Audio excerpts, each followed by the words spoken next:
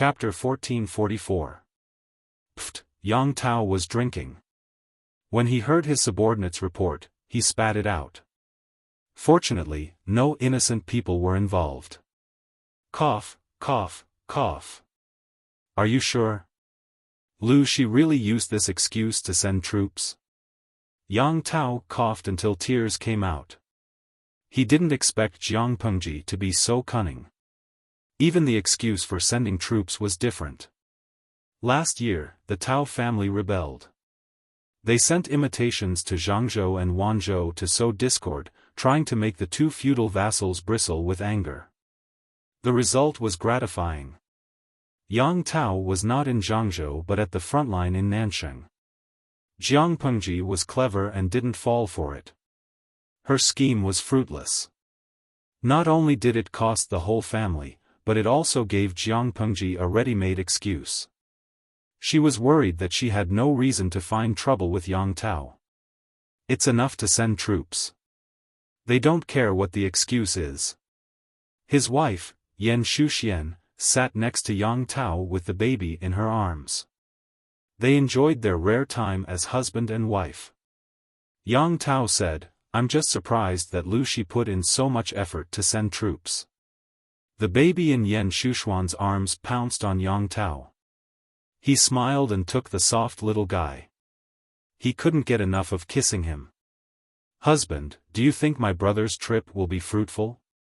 Yan Shuxian was very worried. It was a long journey to Zhongzhou.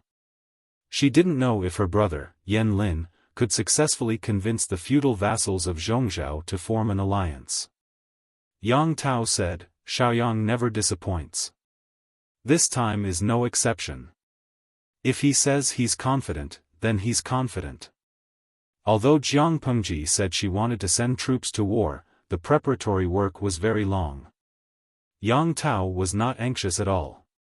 "Wife, look, the child is still sucking my finger." Yang Tao was playful. Seeing the child holding his finger and sending it to his mouth, he smiled and didn't move it away. Instead, he looked at the baby with relish. Yan Shuxuan's mouth twitched. She didn't expect her husband to be so childish. She quickly slapped his hand away. "You're sweaty and stinky. Aren't you afraid that the child will eat something bad?"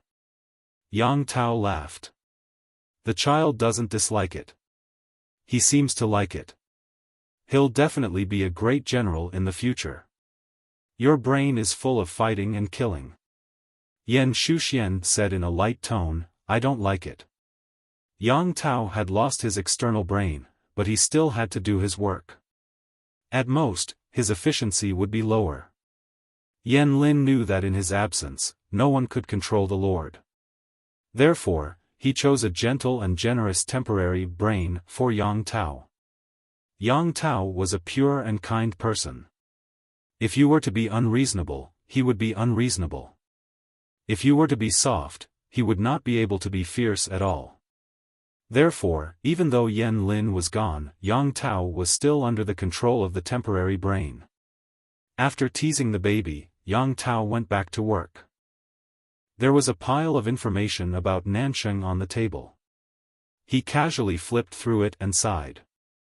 Xiaoyang's plans are truly flawless. And Shui's wild ambition really can't hold back. The allied army of Nansheng had completely collapsed. And Shui defeated the feudal vassals one by one, swallowing them up one by one and expanding rapidly. Everyone in Yang Tao's tent panicked when they saw this. This was a good opportunity. Why didn't the Lord jump out and snatch a piece of the pie from Shui? Shui is ambitious. If he doesn't have Lu Zheng by his side to assist him, I'm afraid he won't be able to achieve anything great. Yang Tao muttered, "It's a pity that Lu Zheng is casting pearls before swine. This Shui isn't a wise ruler. He can only share the hardships but not the joys." Shui had hurt Lu Zheng's heart time and time again. The conflict was getting deeper and deeper. If it exploded one day, Lu Zheng would be devastated. The temporary brain said, "Everyone has their own fate." Yang Tao said, I don't believe in fate. On the other side, because the information was outdated, when Jiang Pengji found out that Yan Lin had secretly gone to Zhongzhou, she wasn't in a hurry to stop him. You want to fight 2 against 1 again? Jiang Pengji said, how long has Zhangzhou been resting? Wei Xi laughed.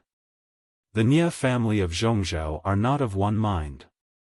It's not impossible for the Lord to fight 1 against 2. Jiang Pengji frowned. She said, if Zhongzhou gets involved. We have an abundance of troops, but our rations will be very tight. It's better to end the battle quickly. If we are delayed, the situation will be bad. At the end of the day, fighting a war is a job of burning food.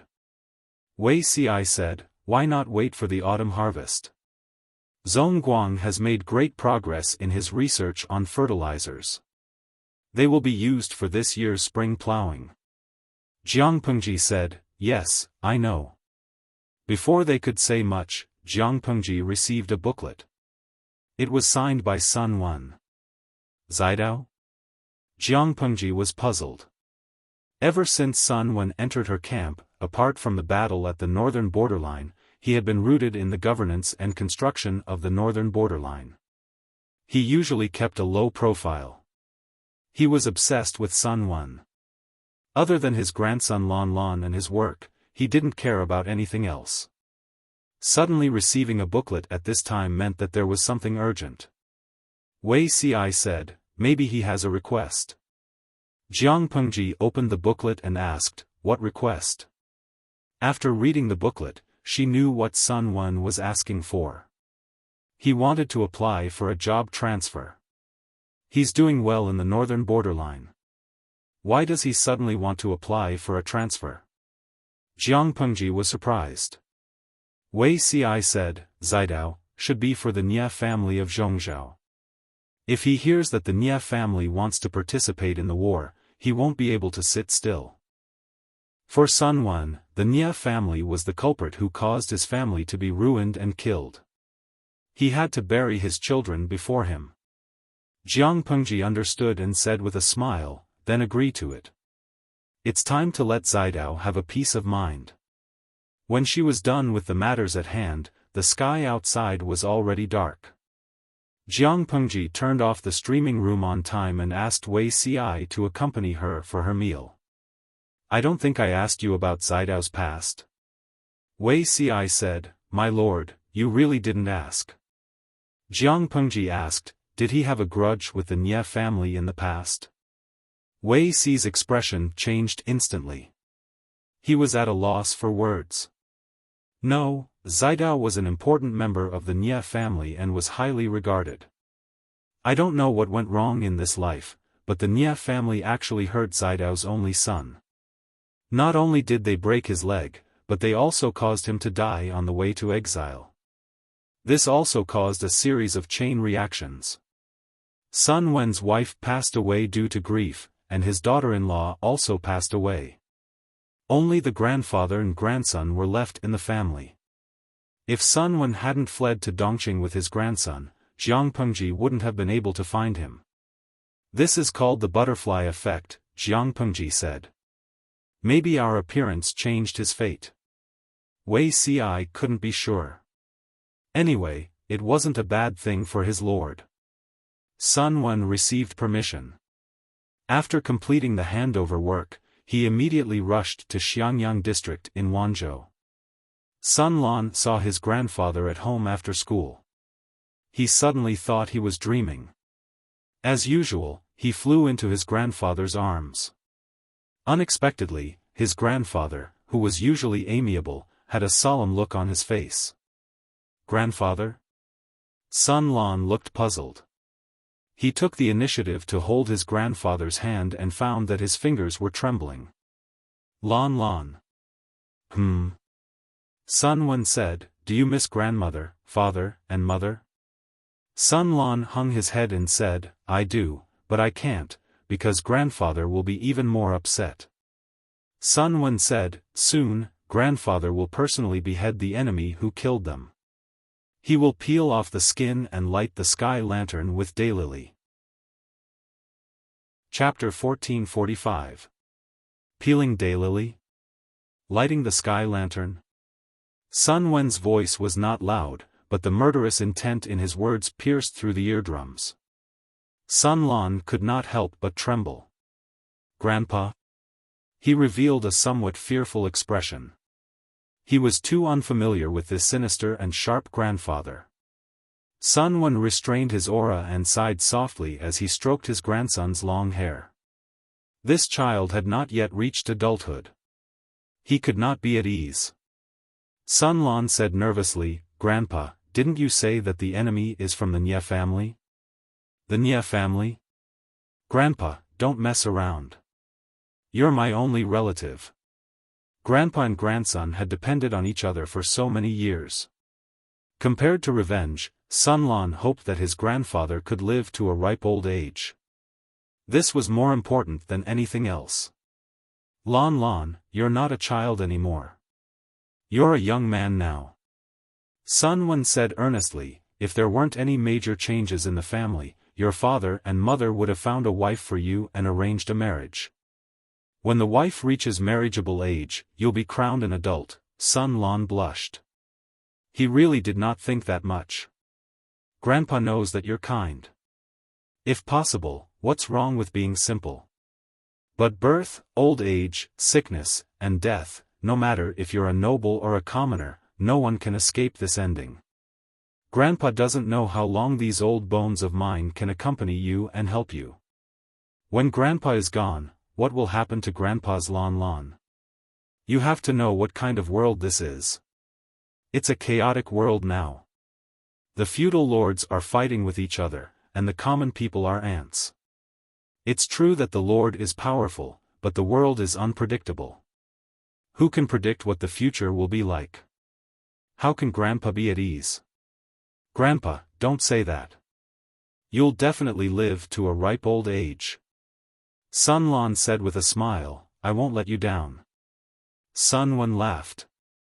"Grandpa also wants to live to a ripe old age. Not only do I want to see Lan get married, but I also want to see you have a group of children." Sun Lan had been well-fed and well-nourished all these years. He was at the age of growing taller, and the baby fat on his face had gradually disappeared, adding some youthfulness to his appearance. In time, he would become the dream man of many girls in the boudoir. Then the Nye family. Sun Lan's pair of black grape-like eyes were filled with anticipation. Sun Wen said bluntly, "Our Lord intends to mobilize troops against Nansheng's Yang Tao. Yang Tao has sent people to seek an alliance with Zhongzhao's Nye family. Grandfather has rested long enough in the northern state these past few years. Even his bones have gotten lazy. It's time for him to come out and stretch his muscles, lest others look down on him." Sun Lan said, "Who dares to look down on Grandpa? Besides, it's so hard to go to war, and Grandpa is getting old. Just the long march alone was torturous enough for an old man who was approaching his 50s to follow the army." Sun Lan could be considered as the first batch of students of the Golden Scale Academy. Currently, the content of her studies was getting more and more difficult, and more practical. The teachers of the academy often offered military and political courses. Military cases from ancient times to the present were picked out one by one and used as teaching materials to discuss and learn with the students. Sun Lan studied very hard, and her grades were basically in the top 10. Occasionally, Sun Wen would talk to him about the situation in the outside world. He understood what he meant and had his own thoughts. There will definitely be a battle between the Nye family and the Lord. Grandfather won't be able to sit still when his enemies come knocking on his door. The old man was old, but he was not so old that he could not move. The reason why I volunteered to be transferred back was not only to avenge your grandmother and parents, but also for you." Sun Lan said dejectedly, "Grandfather dotes on me, and always plans for me, but I also hope that Grandfather can." Sun Wen felt that he did not make himself clear enough, and explained, "Grandfather sees that you are close to the eldest daughter of Qiguan Wenzheng. Qiguan Rang is the Lord's confidant, and you lost your pride when you were young, so your status is much lower than his. Since ancient times, marriage is about matching families. If grandfather doesn't fight for you, do you want to rely on yourself? When you work hard to climb up, Qiguan Jinghui's daughter can even call you uncle. Sun Lan's face turned red, as if he had applied a thick layer of rouge. Sun Wen looked at him and said with a smile, "Tell grandfather honestly, do you like Qiguan Wenjing's daughter?" Sun Lan was extremely shy, and he timidly moved closer to his grandfather's ear and whispered. I like her. She's very pretty, and she's a good person." Sun Wen took the opportunity to say, "If you like her, not only will grandfather have to work hard for you, but you have to work hard too." Sun Lan said innocently, "Isn't it all about fate?" There was a saying in the books that a marriage of 1,000 miles was linked by a single thread. Wouldn't they be able to tie the knot if they liked each other? The corner of Sun Wen's mouth twitched. His grandson was more innocent than he thought. Fate? Even if your fate with Qiguan Jinghui is as thick as your thigh, do you believe that Qiguan Rang will take a knife and chop your fate into pieces if you are not worthy of her? Which father would be willing to hand over his beautiful daughter to a son-in-law who is inferior in every aspect? Qiguan Rang did not easily offend people, but when it came to his daughter's marriage, this person was as difficult to deal with as a hedgehog. If Sun Lan did not have a bit of ability, he would not be able to surpass Qiguan Rang. Sun Wen had been too low-key these years. Even though he had made great achievements in governing Bay State, northern borderline, his sense of existence was not as good as a few young people who were active in the front lines. He had tried to sound out Qiguan Rang, but the other party did not say anything and only responded with a cold snort. Sun Wen had an idea. Sun Lan tugged at his sleeves and said pitifully, "I'm not that bad." Sun Wen said, "Of course I'm not bad, but I'm still far from Qiguan Wenjing standards." He won't give in so easily. If they got married in the future and Sun Lan still had such a soft temperament, it would be strange if Qiguan Rang would treat him well. If Sun Lan did not fancy Qiguan Jinghui, Sun Wen would not have worked so hard. If he worked harder now, he would be less difficult when he proposed to Qiguan Rang in the future. Sun Lan was speechless. He felt a little hopeless. After a while, Sun Wen asked him, Lan, do you want to follow Grandpa and train with the army? Military life was the best way to hone people. He did not expect Sun Lan's temperament to change drastically, but at least he could be more resolute. Sun Lan pointed at herself in surprise. Can I do it? He was still a student of the Golden Scale Academy. Would the headmaster let him go? Sun Wen said, "It's naturally possible for grandfather to beg the Lord. But when we get to the army camp, Grandpa won't be able to take care of you at all times. The army camp is not like home. You have to be mentally prepared for whatever difficulties you might encounter and suffer. Don't complain about being tired." Sun Lan shook his head and said, "I'm not afraid of suffering." After the conversation between grandfather and grandson, Sun Lan could not sleep that night. The next day, he went to the academy and could not help but tell Qiguan Jinghui everything. Of course, he did not say that he liked her or that Grandpa wanted her to be the Sun family's granddaughter-in-law. He only said that he was going to follow the army for the sake of training. Qiguan Jinghui said, "Why do you suddenly want to go to the army camp?" Sun Lan said embarrassedly, "Maybe Grandpa thinks that I'm too soft and can't stand up. It's good to go to the army camp and see the world." Qiguan Jinghui asked him, "What about the academy's curriculum?" Chapter 1446. Qiguan Jinghui said, "Marching to war is not child's play.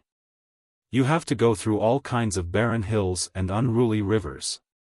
Can your body handle it?" Sun Lan's equestrian archery was not very good. His level was below average, and his physique was also weak. Marching to war could really kill people. Grandpa sent me to the military camp to gain experience. Most of the time, I will be a clerk and help out. He won't let me carry a sword to the battlefield to kill the enemy. It's not that dangerous. Sun Lan smiled shyly. There is still a long time before the war. I will find a martial arts master to learn more. Qiguan Jinghui smiled. There is no need to be so troublesome. I can practice with you. The Golden Scale Academy was divided into male and female classes. The morning classes were the same, but the afternoon classes were different. The boys learned equestrian archery, while the girls learned physical training and needlework. Generally, the former was emphasized. The needlework level only needed to be at the level of showing a purse. As for physical training, many people's understanding was superficial. They all thought that it was a dance that was mainly for watching and training. Sun Lan was no exception. In the end, Sun Lan's sword was knocked out of his hand for the 10th time. The pain made his eyes red. Qiguan Jinghui's sword was not only powerful, flexible, and fast. Before he could blink, the sword was already close. Not only that, he also found that the other party's strength was terrifying. It completely subverted his inherent impression of a little girl. But, Jinghui looked so delicate and small, maybe Grandpa was right. Very painful? Look at you, your eyes are already watering. She put down the wooden sword and went forward to grab his hand. Qiguan Jinghui carefully examined his red palm. She felt a little guilty. She practiced too much with her classmates and the female soldiers and martial arts masters. She forgot to be careful. Sun Lan shyly withdrew his hand and unnaturally covered the area between his thumb and index finger with his sleeve. The skin that was touched by her was hot. No, I didn't sleep well last night. I'm a little sleepy now. It's not that I want to cry because of the pain. Okay, I'll believe you. Qiguan Jinghui did not suspect anything. Coincidentally, a maid brought dinner to the two of them. Mother and two younger sisters, have you eaten? Before eating, she casually asked her mother and younger sister. The ancients did not have safe contraceptives. Qiguan Rang and his wife loved children. Qiguan Jinghui gave birth to 2 more girls. Currently, there was still one in her stomach. Qiguan Jinghui hoped that it would be a younger brother. This was because she had overheard the maid say that her father was middle-aged and did not have a male heir. Madame did not allow Rujuan to marry into her family, so he was under a lot of pressure. Growing up in this family, Qiguan Jinghui didn't feel the importance of having a male heir. When she learned about the customs of the outside world, she wasn't so sure. Even though her parents had a good relationship with each other and there was no conflict between them, Qiguan Jinghui still hoped to have a younger brother so that her mother's pressure would be less. Outside, there were many examples of the legal wife not being able to give birth to a son of the first wife, and the husband taking in Rujuan. She didn't want to have an eyesore between her parents. Even if she couldn't give birth to a younger brother, it didn't matter. In the future, she would set up a female household to look for a husband. She definitely wouldn't tarnish her father's reputation. Little did they know, Qiguan Rang hoped that his wife's child would be a princess. After all, he had made a wish for a dozen daughters. Sun Lan and Qiguan Jinghui were about the same age. As a boy, Sun Lan should be taller, but that was not the case in reality. In the past 6 months, Qiguan Jinghui had grown very quickly. When the two of them stood together, Sun Lan was still half a head shorter than her. However, the elders said that girls grew fast at this age. In another 2 years, it would be Sun Lan's turn to grow taller. He definitely wouldn't be short. Sun Lan was relieved. He didn't want to be a dwarf. After the meal and tea, Qiguan Jinghui suddenly asked, "Did Mr. Sun give you a courtesy name?" Sun Lan replied, "I haven't turned 20 yet. It's still too early to give me a courtesy name." Because of the ways of the world, many people had a courtesy name without being crowned. Sun Lan was still too young, so Sun Wen hadn't given him a name yet. Why did Jinghui suddenly ask about this? A few days ago, I heard Chongsheng call him Brother Rongli. After asking, I found out that it was a courtesy name given by Elder Fengyi. Fengyi, courtesy name Rongli? Sun Lan was looking forward to it. What courtesy name would his grandfather give him? He was deep in thought when Jinghui said, "Last night, I heard father and mother talking. It seems that Fengyi is going to be engaged to Chongsheng." Sun Lan was supporting his chin with his hand. When he heard this, he almost slipped. Engaged? How old is Chongsheng?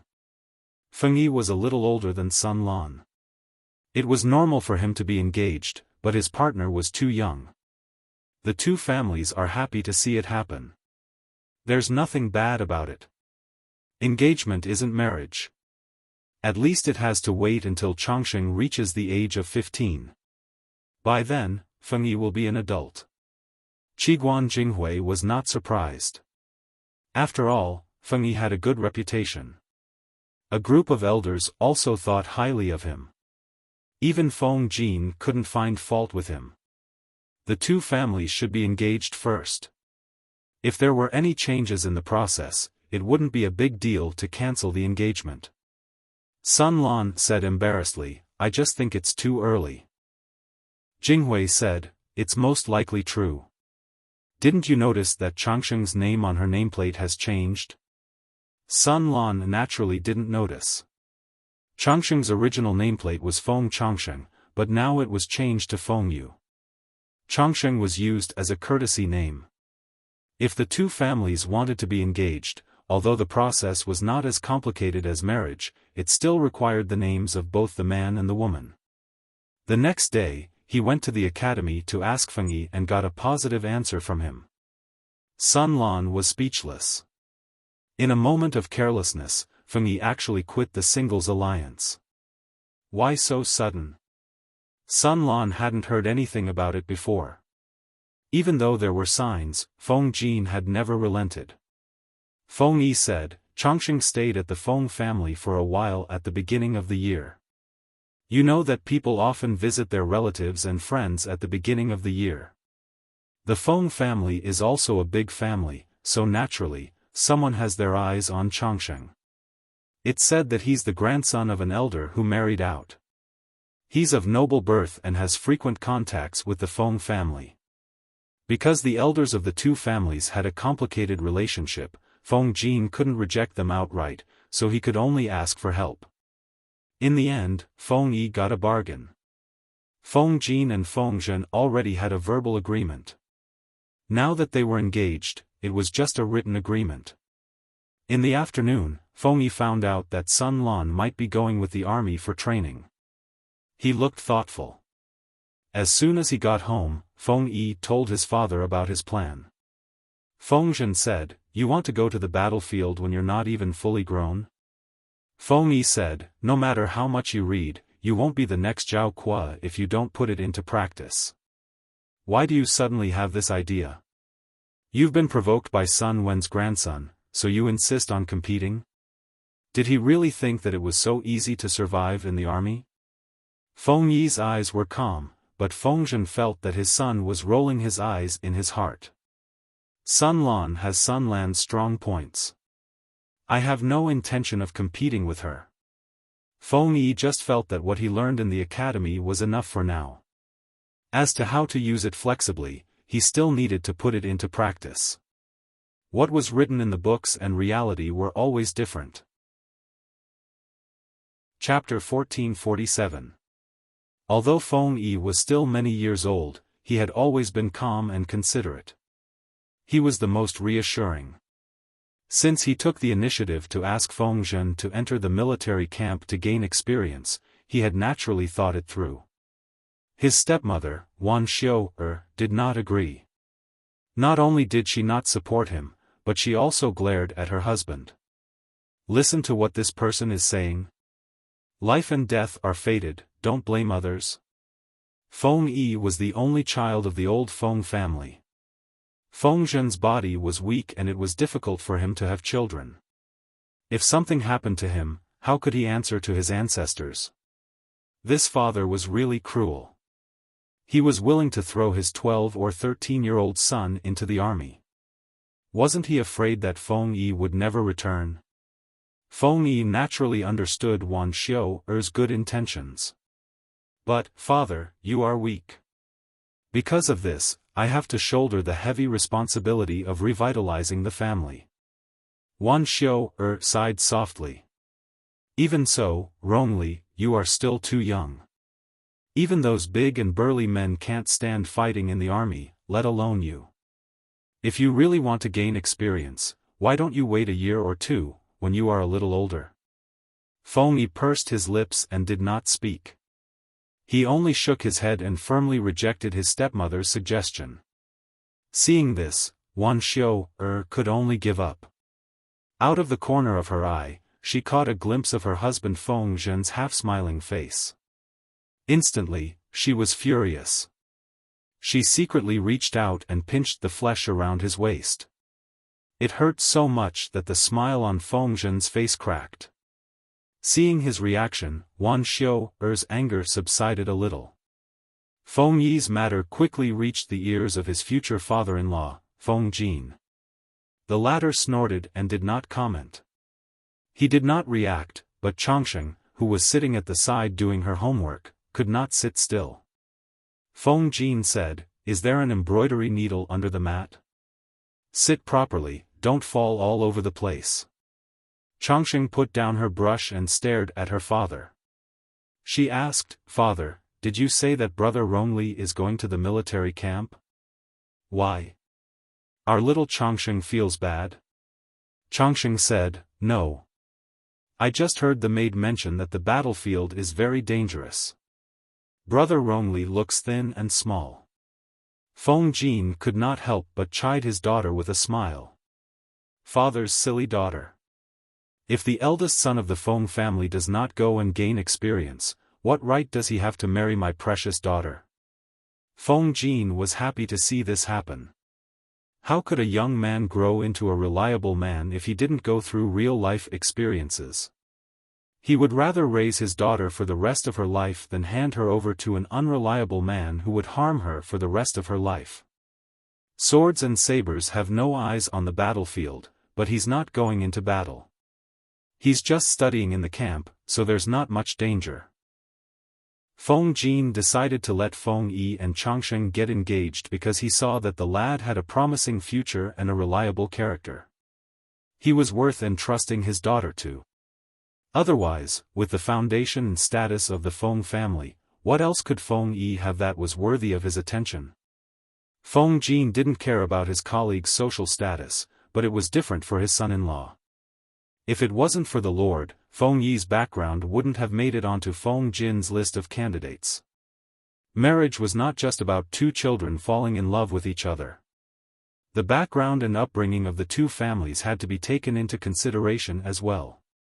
Feng Yi could barely be considered to have been born into a landowning family, but his family had long been in decline.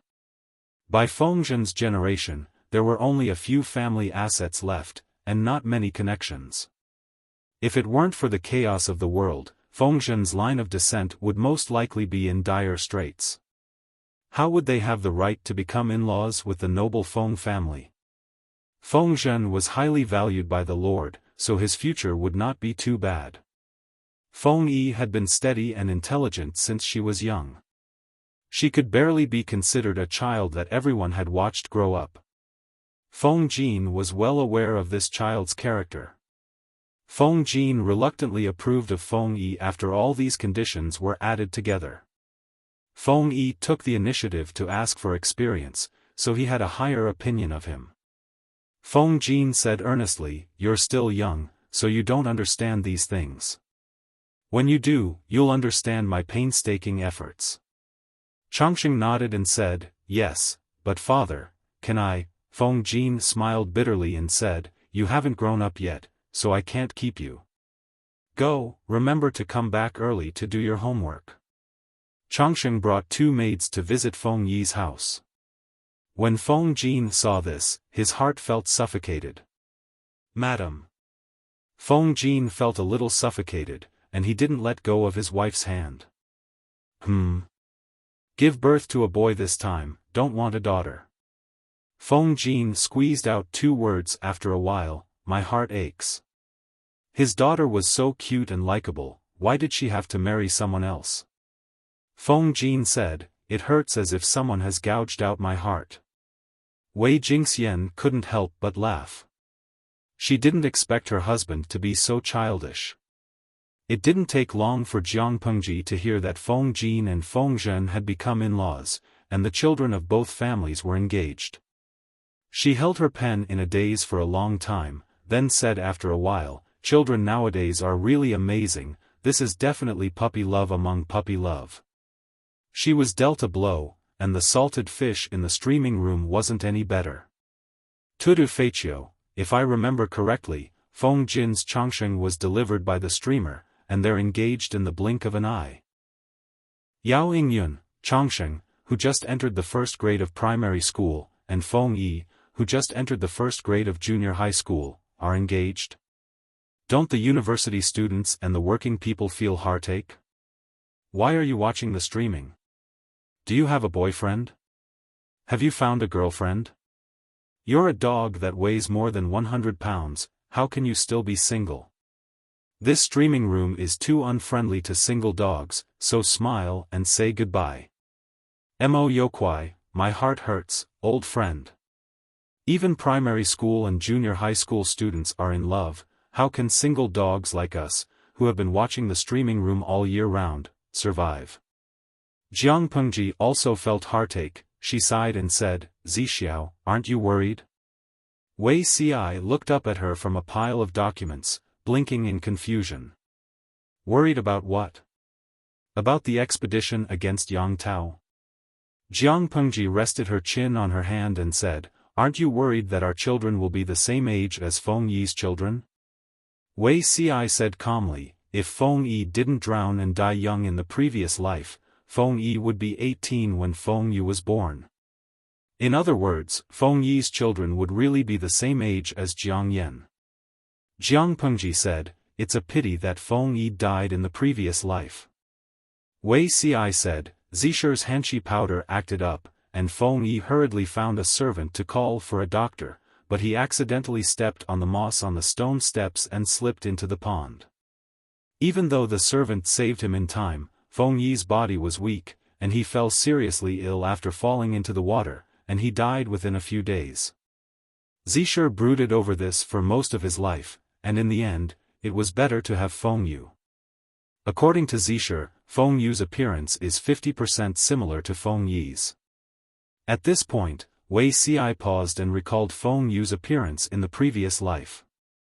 He said again, their appearance should be quite similar, but Feng Yi is dignified and serious, while Feng Yu is warm and gentle, and smiles whenever he meets people. Each has his own charm. Jiang Pengji was curious about her future son-in-law. After inquiring about it in detail, Jiang Pengji couldn't help but sigh. The thing that Feng Zhen is most proud of in his life isn't his achievements, but the 2 sons he gave birth to. He even gave birth to 7 or 8 children, but all of them added up are not as good as his 2 children. It's really infuriating. Chapter 1448. Until Wei Ci committed suicide in front of the palace in his previous life, he did not know how the future young Emperor Jiang Yan hooked up with Feng Yu. Feng Yi from Feng Zhen's family seduced Chongsheng at such a young age, and Feng Yu made a vow of love with the crown princess without saying a word. Were these things passed down from generation to generation? Wei Ci felt uncomfortable at the thought. His expression turned paler and paler, and his brows were furrowed so tightly that they could squash flies. Jiang Pengji said, Zixiao, did you think of something bad? Wei Ci said, the young emperor made a vow of love with Feng Yu when he was of age. Now that I think of it, I still feel unhappy. However, Wei Ci's identity meant that he could not use his father's identity to make things difficult for Feng Yu. He could not even overreact. The emperor also turned a blind eye to their private relationship.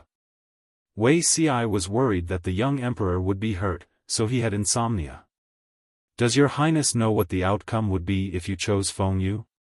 With Feng Yu's looks, he will definitely be an important official in the court in the future. How could he? He made a promise without permission when he was young. What if he regrets in the future? At this point, Wei Ci could not continue because he thought of himself. Jiang Yan did not even frown as she marked the memorials. Grand Tutor, you think too much. I am the future ruler of the world. Do I have to be restrained by a man? It is enough that both parties are in love. What else does Feng Yu want? One day, if he really has a change of heart, I will secretly grant him a death sentence. The secrets of the royal family and the dignity of the emperor cannot be tarnished. Only the dead can keep their mouths shut. Wei Ci was stunned for a while and asked, "Is he willing?" Jiang Yan asked doubtfully, "Why not?"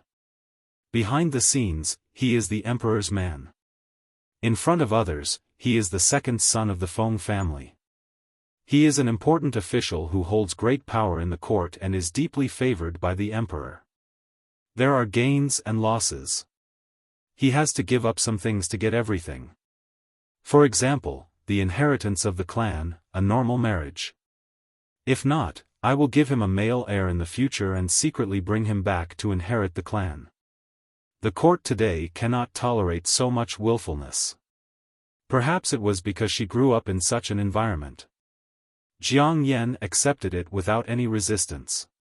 She was the uncrowned young empress, so the country, the imperial court, and the people were her main focus.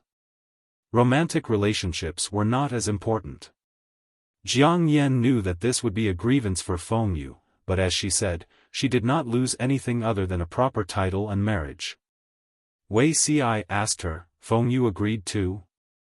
Jiang Yan said, "He took the initiative to mention it to me. I feel that this person is very tactful and has been my study companion since I was young. It's good to know him well. Since he was going to have children anyway, why not find someone who was pleasing to the eye, tactful, and helpful? At the very least, I don't need to get to know him." Wei Ci sighed. Compared to his father, Feng Yu's ability to read people's minds is superior to his father's. She had seen through Jiang Yan's thoughts. She had taken the initiative to make concessions and sacrifice herself in exchange for a favorable impression. I like to deal with smart people. Feng Yu is very sensible, so you don't have to think too much. There are too many deceptions in the imperial court. It's rare for someone to be willing to be honest with me. This feeling is quite refreshing. Jiang Yan said calmly, "Grand Tutor, you don't have to worry that I'll be at a disadvantage." No matter how clear Feng Yu is about Gu's thoughts, it was Gu who allowed him to see it. He can't do it. Wei Ci did not know what to say. He looked at Jiang Yan with a complicated and deep gaze. Strangely, he felt a trace of sympathy for Feng Yu. Jiang Pengji listened to Wei Ci's recount and patted his shoulder. "Even though that child is telling the truth, I still feel that you've been stabbed in the heart several times by her." Wei Ci was speechless.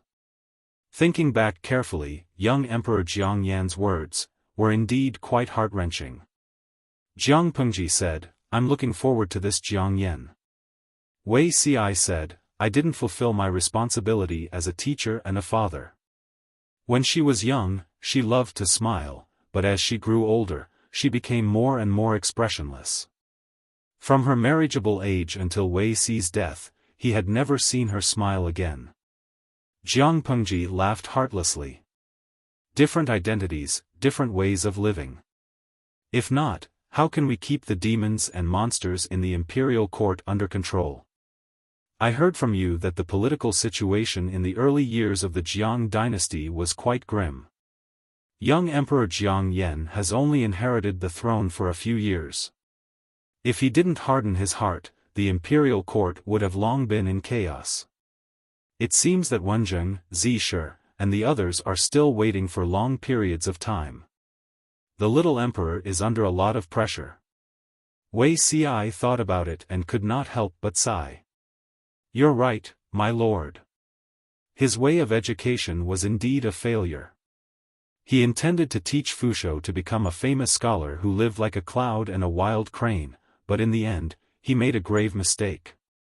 According to his way of education, once young Emperor Jiang Yen was taught to study and be inflexible, how could he sit firmly on the throne? When the two of them conversed, the entire streaming room was silent, as if everyone's computer had crashed. If not for the fact that the avatars of the audience were all lit up, Jiang Pengji would have thought that the streaming room had been shut down. Tudu Feichio, oh my god, what did I hear? Porcelain beauty, did he just say that it was his previous life?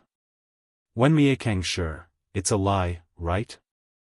Zixiao actually used the script of a reborn person? Kojiao Xiaofan, there's so much information in today's streaming room. I was so shocked that my brain froze just now. Zixiao is actually a reborn male protagonist? No, as a reborn male protagonist, shouldn't the correct way to be reborn be to take advantage of the opportunity to recruit troops and conquer the world? The script is not right. The 500 salted fish were all confused. According to Wei Ci, the streamer was also an emperor in her previous life. The streamer also had a daughter with Wei Ci, and this daughter was the future empress. She also seemed to have the style of a cold and aloof older sister. Everyone couldn't help but shake their heads to check if their brains were filled with water. Yen Rian, manual debt. Beauty Zixiao, as the male protagonist, ended up using the script of a reborn female protagonist. In his previous life, he was depressed and failed to achieve his ambitions. He committed suicide in front of the palace and died tragically. After his rebirth, he worked hard and turned over a new leaf. He tried his best to cling to the female protagonist's thigh and make up for his regrets. He held the streamer's little hand and walked to the peak of life together, leaving his name in history. Oh my, this plot is so girly that it's been written too much. Alegumen, pft, what does this mean? This means that Zixiao, as a man, has the heart of a little princess. Otherwise, how could she be the female protagonist? Minmin Erkshu, I always thought that the streamer was Mary Sue, but the streamer is actually Long Outyen, vomiting blood. The salted fish expressed that today's bends were especially scary. A group of experienced drivers all crashed at the bends. Buqian Yikosanian, Jiang Outyen x Mary Wei, I'll eat this couple. I'll eat it with tears in my eyes. Not to mention that Weibo was flooded again. Jiang Pengji was in a particularly good mood when she saw the contents of the bullet screen. The time they spent together was exceptionally short. Jiang Pengji began to busy herself again. The battle preparations were nearing the end. She only had to wait for the flag to be raised and the army could set off for the battle. In another place, the travel-worn Yen Lin finally met the current head of the Nye family, Nye Liang. Chapter 1449. Yen Lin's trip to Zhongzhou not only brought Yang Tao a powerful ally, but also affected the balance of power within the Nye family. In order to train his eldest son, Nye Qing, Nye Liang didn't do it himself. Instead, he let his son do it for him and successfully facilitated the alliance between the two families. In order to live up to his father's expectations, Nye Qing had been racking his brains and hadn't had a good night's sleep. Despite his pure and kind personality, Nye Qing wasn't stupid. He had completed the task his father had given him perfectly, and the officials who were loyal to Nye Liang had a whole new level of respect for him. From that day on, Nye Qing didn't have much time to read poetry anymore. He spent most of his time at his desk working on government affairs. When he finally had time, he immediately went to his cousin, Nye Yang, to complain. Nye Yang saw him and said sourly, "I was looking for you a while ago, but I couldn't find you. Why did you suddenly come to see an old acquaintance?" Nye Qing had lost a lot of weight recently. He thought that Nye Yang was really angry and quickly tried to defend himself. "Ah Yang, don't be angry. I didn't want to see you. I was so busy that I didn't even have time for my meals. Nie Qing said bitterly. Yang didn't know. I don't know why father has been leaving me to deal with these days. In order to live up to father's expectations, how could I not take it seriously? I've been so busy that I've neglected Yang. I'm here to apologize. Nie Yang knew when to stop and his expression softened. He didn't have the sourness from before, but instead showed some concern. It's a good thing that uncle entrusted you with such an important task. Why are you apologizing? Seeing this, Nie Qing's expression relaxed again. His cousin was just this kind and understanding. Actually, I'm here to ask for Yang's help with something. Nie Yang said self-deprecatingly, I don't have much ability, but if there's anything I can help you with, I won't refuse. Nie Qing said, I don't have anyone I can rely on. Yang, are you willing to be my right-hand man? Nie Yang had no reason to refuse this invitation. He couldn't have asked for more. As time passed, Nie Yang and the system realized that Nie Yang had been modifying and cultivating the firstborn. The system couldn't sit still anymore and bombarded Nie Yang's ears. You're really not anxious at all. Nie Yang is planning to pave the way for his son. Nie Yang picked his ear and said leisurely, anyone who isn't blind can tell. Nie Yang did not have much time left. If he did not correct his son's temper, even if Nie Yang cleared the obstacles for his son before he died, Nie Qing would not be able to hold on. What do you call that? The emperor is not anxious, but the eunuch is. If Nie Yang wants to train them, then let him train them. We just have to quietly wait for Nie Yang to die of illness. There's no need to play any tricks. After saying that, he took out a roll of bamboo slips and read it carefully, as if he was engrossed in reading the books of the sages. The system was rendered speechless by him. Everything about its host was good except for her temper, which gave it a headache. She often refuted its opinions. For the system, a host that was too opinionated was not a good thing, because it meant that it would be difficult to control. The temptation of power is too great. At the same time, it can change people beyond recognition. Do you think that Nie Qing can still be controlled by you after gaining power? The system could not help but scare Nie Yang, but Nie Yang was unmoved. Are you that confident that you can control Nie Qing? Don't I still have you? Nie Yang rolled his eyes, even Nie Yang fell for it, let alone Nie Qing. The system was stunned by his words. Why was this shameless attitude so hateful? At this time, an extremely heavy orange cat struggled to climb up the window ledge, and fell to the other side with a meow. Nie Yang's eyes flashed with a hint of a smile. He reached out to the cat and called out softly, "Cat, come here." The orange cat shook its head, meowed, and obediently passed its paw to the other party. Nie Yang hugged the extremely heavy orange cat in his arms, his fingers running through its fur as he skillfully stroked the cat.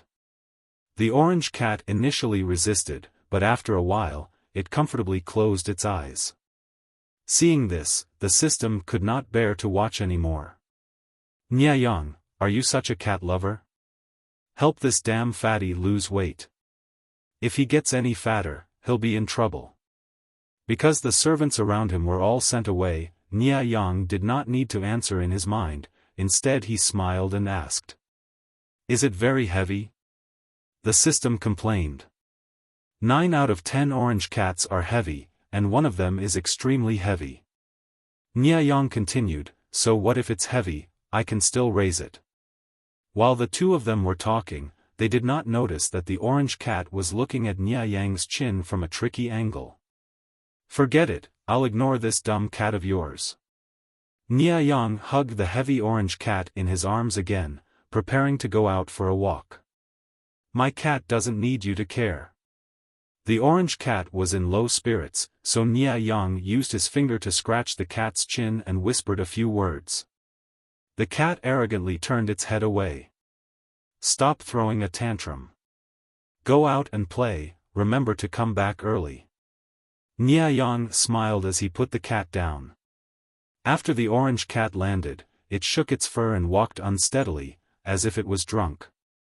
The orange cat disappeared into the garden, probably to catch butterflies and flowers. Everyone knew that Nia Yang indulged in playthings and kept an extraordinarily fat orange cat by his side. Many people mocked him for his poor taste. Nia Yang was unmoved. Instead, he doted on the cat more and more. All the expensive flowers in the garden were the cat's toys. It could be seen that the orange cat could be considered a tyrant among cats. Our cat tyrant revealed a human-like confusion and fear. It covered its eyes with its paws and whimpered. Why is it that everyone else transmigrated into a human, but I'm an orange cat? This cat is too fat, it's panting after 2 steps. The cat tyrant angrily patted the soil under its paws and kept meowing. Mr. Cat was the lucky person who participated in the Dream of 1,000 Years activity. In his eyes, there was a virtual screen in front of him. Not only did countless salted fish not sympathize with him, but they also laughed at him. Up until now, there were already more than 10 lucky people. Although the previous few didn't meet Jiangpengji, they were still humans. Only this one turned into a cat, and his landing place changed from Dongqing to Zhongzhou. Yes, the cat first became Nia Yang's pet cat. Feng Hating, what else can you do besides laughing? Didn't you notice that the little brother's reaction was scary? There was no one else besides the cat. Who was he talking to? The way he talked to himself gave people goosebumps. By Shuega, what I care about the most is that sentence, don't we still have you? Even Niel Yang fell for it, let alone Nia Qing. Niel Yang was the strongest duke in the Nia family of Zhongzhou. What did he fall for? They didn't know Nia Qing's identity, but they felt something was off. The salted fish didn't notice any more clues, but Jiangpengji saw it clearly. The young man named Nia Yang had a broken piece of the system on him. He could easily tell who he was talking to. Chapter 1450. It's not scary to be a cat, it's scary to be an orange cat. The huge and fat orange cat squatted on the wall, looking at the scenery outside the courtyard. It was sad and bright, meowing from time to time. If anyone understood cat language, they would know that the cat was muttering. Is there any place to give a bad review for the Dream of a Millennium event? I can't stand this injustice. It's rare for me to be lucky, but I actually became a cat after transmigrating. It's fine if I become a cat, but why can't I become the panda raised by Beauty Ci? Even if I can't be the panda that shares Beauty C's bed, I can't be an orange cat. Look at this weight, look at this body, I'm panting after every 3 steps. The audience laughed and laughed at him. Qingxi Chongqing Xixiao, brother, you're brave. You actually want to become the panda raised by Beauty Ci. The streamer's streaming room is connected to this sub-streaming room. She knows what you're wearing. Do you want to have intimate contact with the god-slaying saber? Jiangpengji is famous for being narrow-minded. Who has the guts to touch her man? Hujia Zibo, a panda isn't a cat, it's a bear. Meow meow meow, brother orange cat, don't move your butt. Can't you see that the tiles on the wall are about to be broken by you? Salted fish have no sympathy. The orange cat looked at the bullet screen and sighed faintly. At that moment, the ears on his head twitched. He acutely heard footsteps approaching. He turned his head and saw a tall and handsome young man standing under the courtyard wall. His appearance was still a little immature, somewhere between a youth and a teenager. Good looks and good temperament. The fat orange cat shook his whiskers. His wounded heart was healed. Although he couldn't hug Beauty Ci, the young man in front of him was also very good. He had a bit of the demeanor of Wei Ci when he was young. Isn't this Yang's cat? Why did you come here? Nia Qing reached out to Fatty Orange.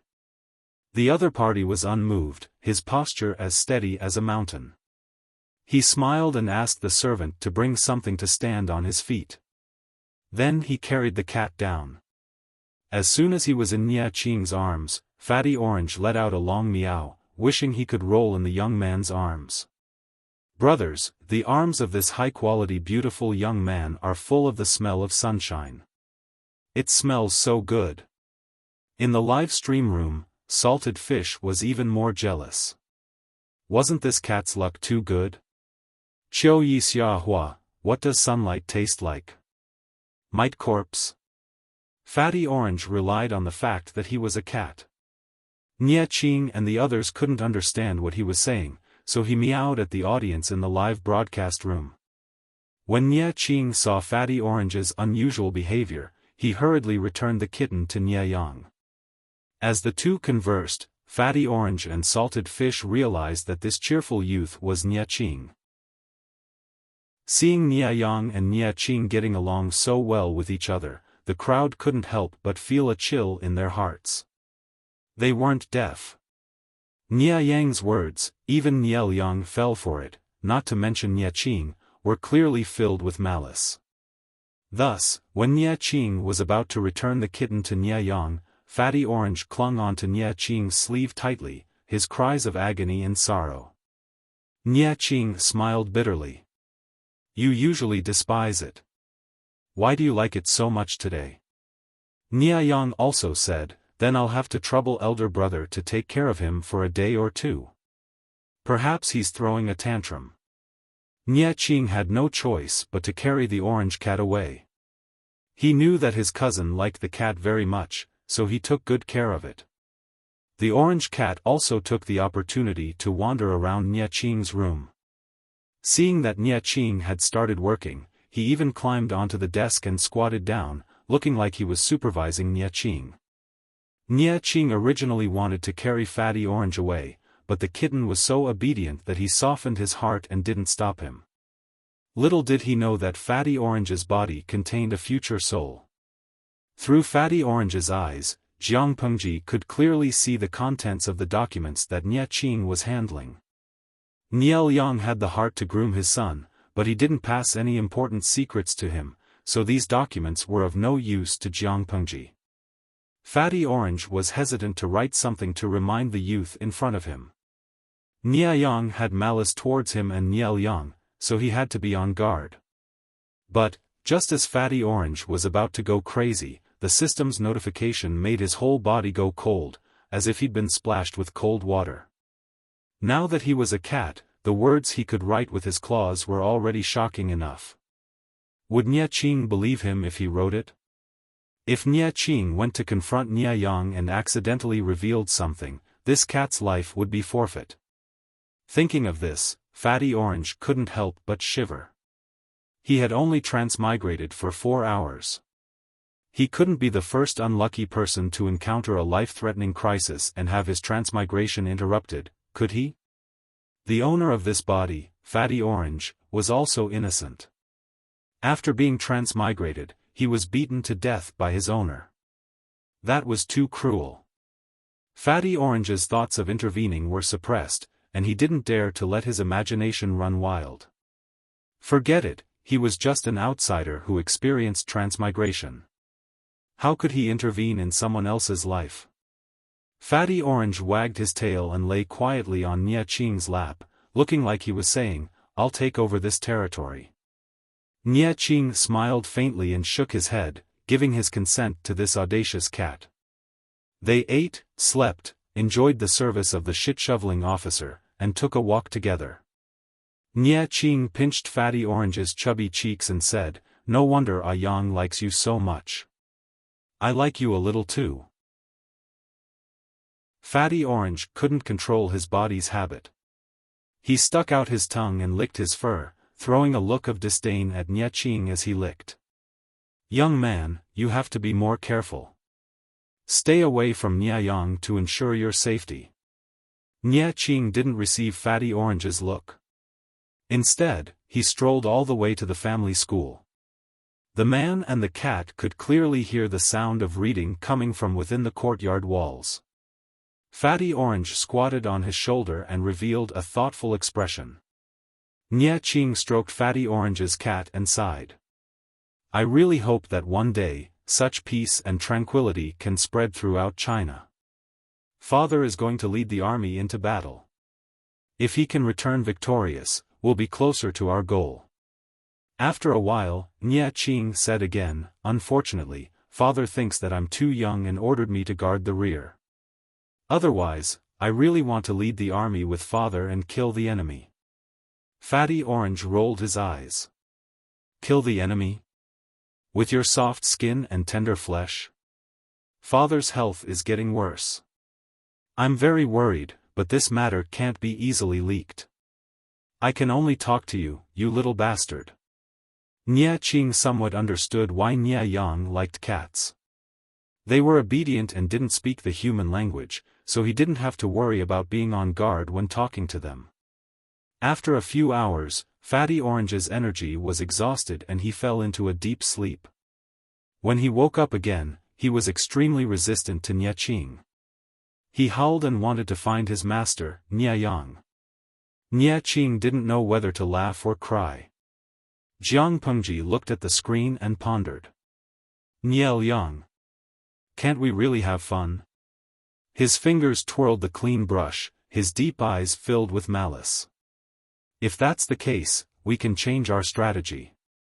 Jiang Pengji originally planned to attack Yang Tao fiercely and adopt a defensive policy at the Zhongzhou front. Chapter 1451. Even though everyone already knew of their lord's temperament, changing the battle plan before the battle still made them sprain their backs. My lord, changing your mind before the battle is not a good sign. As the commander-in-chief, she cannot be so capricious. Qiguan Rang raised his eyebrows slightly and glanced at Wei Zixiao out of the corner of his eye. He happened to catch Wei Si's unmoving gaze. After pondering for a while, Qiguan Rang restrained his helpless expression and regained his composure. He stepped forward and asked, "Why did you do this, my lord?" According to the initial battle plan, they focused their forces on Yang Tao and prepared to take down Zhangzhou in the shortest time possible before attacking Nanchang. The Nie family of Zhongzhou had a fierce military force, but the army was backed by Zhanjiang Pass. They used the natural stronghold there to defend the pass, so it would be difficult for the Nie family to attack. Zhanjiang Pass was the gateway between Dongqing and Zhongzhou. The terrain there was very steep, making it easy to defend and difficult to attack. When Meng Zhan stirred up trouble and tried to sell Cangzhou to the Nie family of Zhongzhou, the Nie family eagerly sent people over for Zhanjiang Pass. No matter who took down Zhanjiang Pass, it was very profitable. If the Nie family got it, they would have the initiative in attacking. If Jiang Pengji had it, it would be much easier for her to defend. Because of the two battles, the troops under Jiang Pengji's tent had been divided into two. They had been marching for 2 days. One was to attack Yang Tao of Nanchang, the other was to attack Zhanjiang Pass of Cangzhou to stop the Nie family from breaking through. The former was to attack while the latter was to defend. Naturally, the assigned troops and personnel were different. His lord slapped her forehead and said that she wanted to change the battle plan. It would have a huge impact in the future. If they were not careful, they would delay the battle and cause endless trouble. Due to the trust between the ruler and her subjects, Qiguan Rang wanted to hear his lord's reason for doing so. If the reason could convince him, he would support it. If his lord's reason could not convince Qiguan Rang would definitely not let her mess around. He thought that Wei Si and his lord had discussed this, but when he glanced at him just now, Wei Si's expression was also very surprised. Thinking of this, Qiguan Rang fanned the feather fan in his hand more frequently. The frequency was more than doubled, causing his outer robe to flutter. Jiang Pengji looked at Wei Si. Wei Si stepped forward and bowed.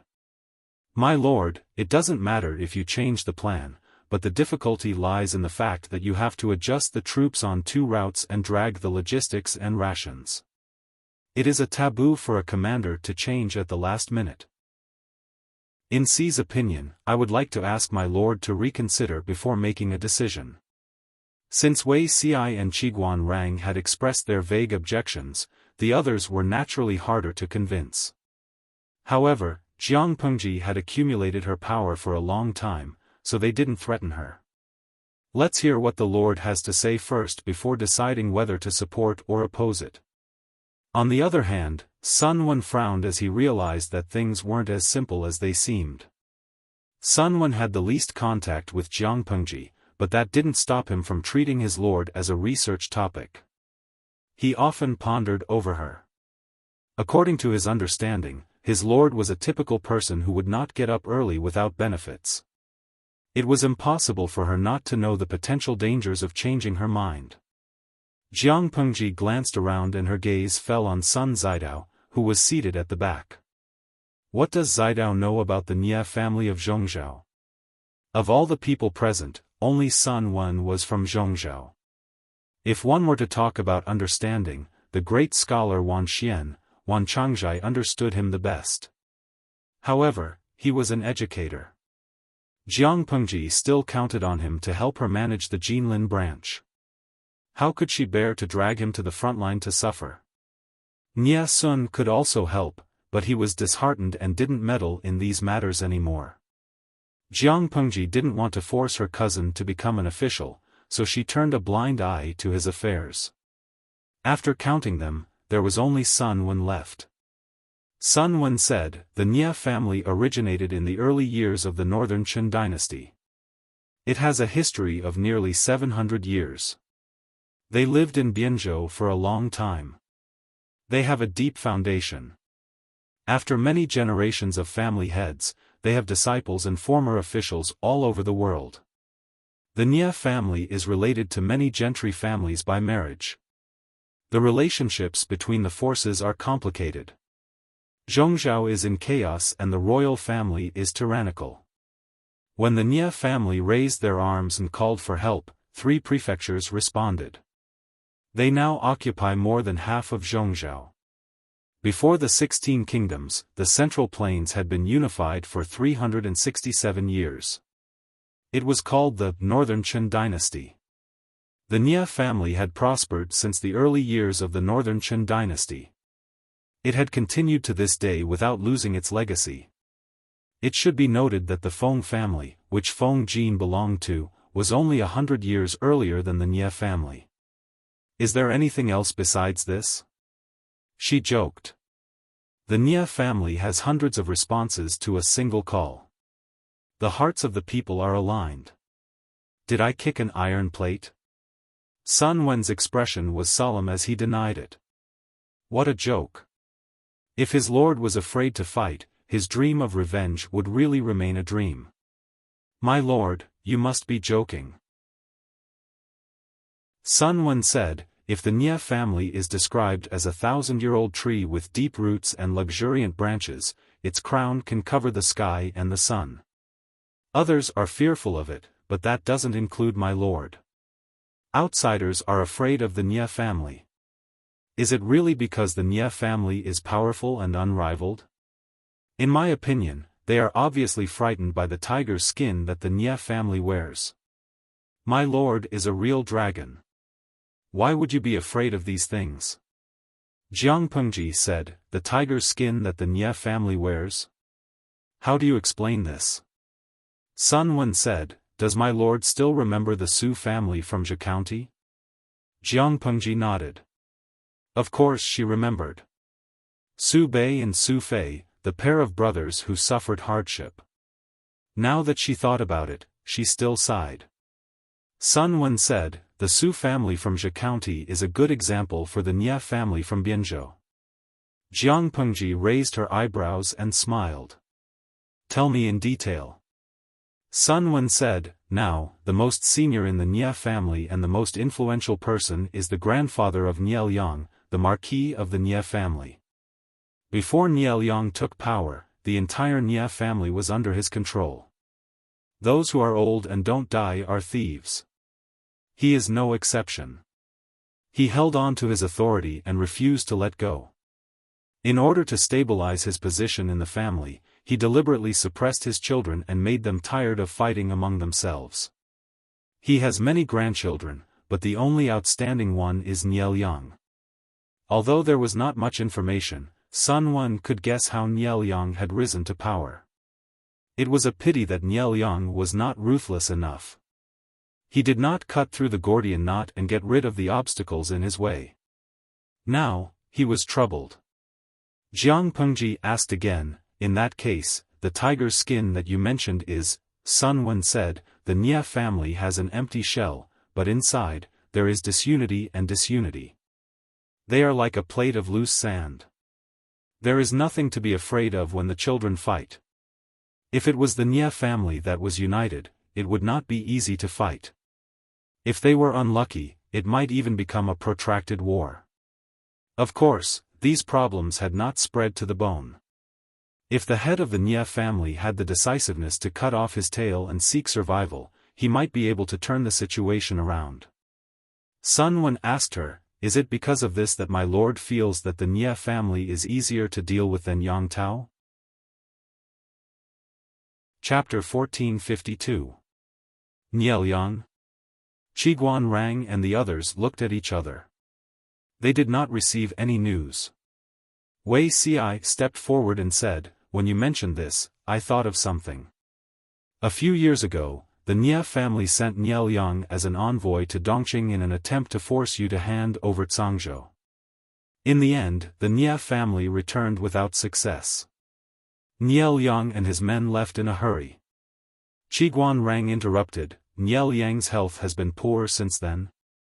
Wei Ci smiled bitterly and asked Jiang Pengji to punish him. He continued, my elder brother is Niel Yang's right-hand man. My elder brother secretly asked me to feel Niel Yang's pulse. I was shocked to find that Niel Yang's diet and medicine were poisoned. His lifespan was greatly reduced. Even if he recuperates carefully afterward, I'm afraid he won't live long. I heard that.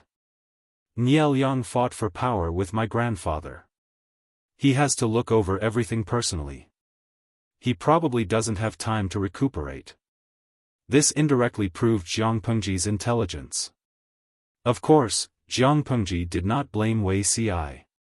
He had confessed to her about this in the past. Qiguan Rang frowned. The secret agent sent by our army did not find any news of Niel Yang being sick or weak. Not only was there no news, but the secret agents also found out that Niel Yang ate 2 big bowls of food every time. He often rode horses and hunted. His complexion was excellent. Did he look like he did not have long to live? Jiang Pengji said, what do you mean, Wenjing? Qiguan Rang looked at Jiang Pengji helplessly. His lord had made up her mind to change the plan. Changing one's mind at the last minute will have a great impact. If it is not handled well, it will shake the army's morale. Please reconsider, my lord. Jiang Pengji had naturally considered this point. They could not come to a stalemate and could only temporarily disperse the meeting. Wei Ci and Qiguan Rang left one after another. Qiguan Rang asked Wei Ci, how confident are you in this matter? Wei Ci said, Niel Yang's health is indeed not very good. He doesn't have time to recuperate carefully. I'm afraid he has been using tiger wolf medicine all these years. If I'm optimistic, it's estimated that he only has 1 year left. If I'm pessimistic, he can still struggle on for another 2 to 3 years. He won't live long. In the previous life, Niel Yang also knelt at about this time, kneeling disgracefully. Everyone knew that Niel Yang was in poor health, but only a few people knew that there was something fishy about his death, and Wei Ci happened to be one of them. In his previous life, Niel Yang did not trust anyone except his eldest brother, Wei Shao. Wei Chong secretly invited Wei Ci to the residence to take Niel Yang's pulse. From the pulse, it was clear that Niel Yang's poison had entered his bone marrow. However, the physician hired by the Nia family insisted that it was a congenital weakness and a cold. The medicine that was prescribed was naturally not right, and the longer it was delayed, the more serious it became. Wei Xi helped Nielyang recuperate for a while and expelled most of the poison, but he still could not save Nielyang's life. Who asked Nielyang to be too capable? The Nia clan's fifth branch was practically in an invincible position. How could the other uncles endure it? In his previous life, Nielyang did not lay a hand on his clansmen until his death. Perhaps it could be said that by the time he realized he had been poisoned by his clansmen, it was already too late. On his deathbed, Nielyang entrusted his child to his good friend Yu. Wei Yong did not disappoint his good friend. Not only did he marry his daughter to him, but he also taught and nurtured him as his own son. Thinking of this, the face of a young man with a light smile appeared in Wei Xi's mind. He had interacted with Nielyang's eldest son, Nia Qing, a few times, and had a good impression of this youth. Nia Qing did not enjoy the benefits brought about by the Nia clan's reputation. Instead, he was dragged down by the Nia clan and was implicated time and time again. It was truly regrettable. In the 18th year of the reign of Yongchen, the emperor was bedridden for several months. The aristocrats were eager to take action and Crown Prince Zhangzhou forced the emperor to abdicate under their support. It was more like a farce than a forced abdication. The main character of the farce, Crown Prince Zhangzhou, was also kept in the dark and became a puppet in the hands of others. The aristocrats at the side were secretly adding fuel to the fire. Other than the large clans like the Nia clan and the Wei clan, the other aristocrats were also involved, stirring up a turbulent situation in the imperial court. According to Wei Xi's understanding of young Emperor Jiang Yan, none of these meddlesome people would have a good ending. That was the truth. Not long after the coffin of the deceased emperor was buried in the mausoleum, the young emperor swept through the imperial court swiftly and decisively. None of the aristocrats who were involved fared well and all of them suffered great losses. This was Wei Xi's previous life. The changes in this life were too great. Everything was different. Nielyang, who was originally only playing the supporting role, became the leader and became the head of the Nia clan. However, there were many things that did not change. Nielyang was still fated to die early. In his previous life, Sun Wen had prolonged the life of the Nia clan, but now, Wei Xi counted the time on his fingers and could not help but feel relieved. After the internal strife in the Nia clan, the third branch became the final winner. In the end, a young man named Nia Yang came out on top. Nia Yang was scheming, but unfortunately he lacked some luck.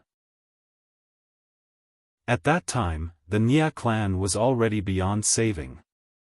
Qiguan Rang said, "The difference between 1 year and 2 or 3 years is huge. My lord seems to have made up her mind. My lord's temperament is like this. When she's stubborn, even 10 oxen can't pull her back." Qiguan Rang fanned himself and asked, "Do you have a way to make the best of both worlds? The strength of the troops on both sides is not much different. It's not appropriate to change the leader at the last minute. It's better to make the best of a mistake and replenish the logistics." For the other feudal lords, they had to mobilize their elites to attack the main area. The troops in the defensive area were relatively weak. Because of the terrain at the pass, the requirements for the quality of the elite troops could be lowered appropriately. Jiang Pengji's camp was different. Her troops were trained over and over again.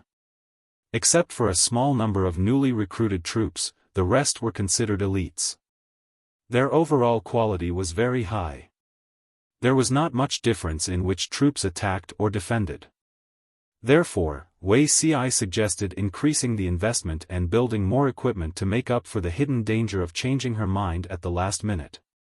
Qiguan Rang said in distress, "In this way, there will be a shortage of rations. It will be hard to survive the winter."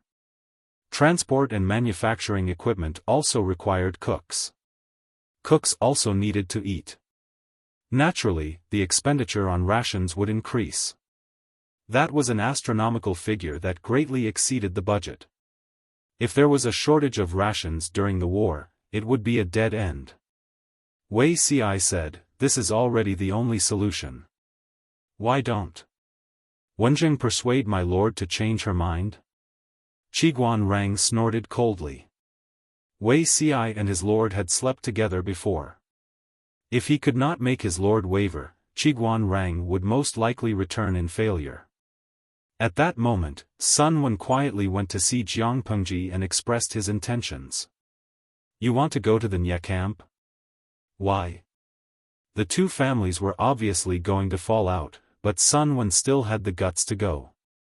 Sun Wen said, "My lord, are you sure that Nye Liang doesn't have long to live?" Jiang Pengji did not give him a definite answer. She said, "I'm 60% sure." Sun Wen said, 60% is enough. Whether Nye Liang is really sick or not, we'll know when we see him for ourselves. The two armies are about to go to war. What if they detain you? The two armies did not want to go to war, but it did not prevent them from acting like hooligans and secretly detaining people. Sun Wen said with a smile, "I'm already a bag of old bones.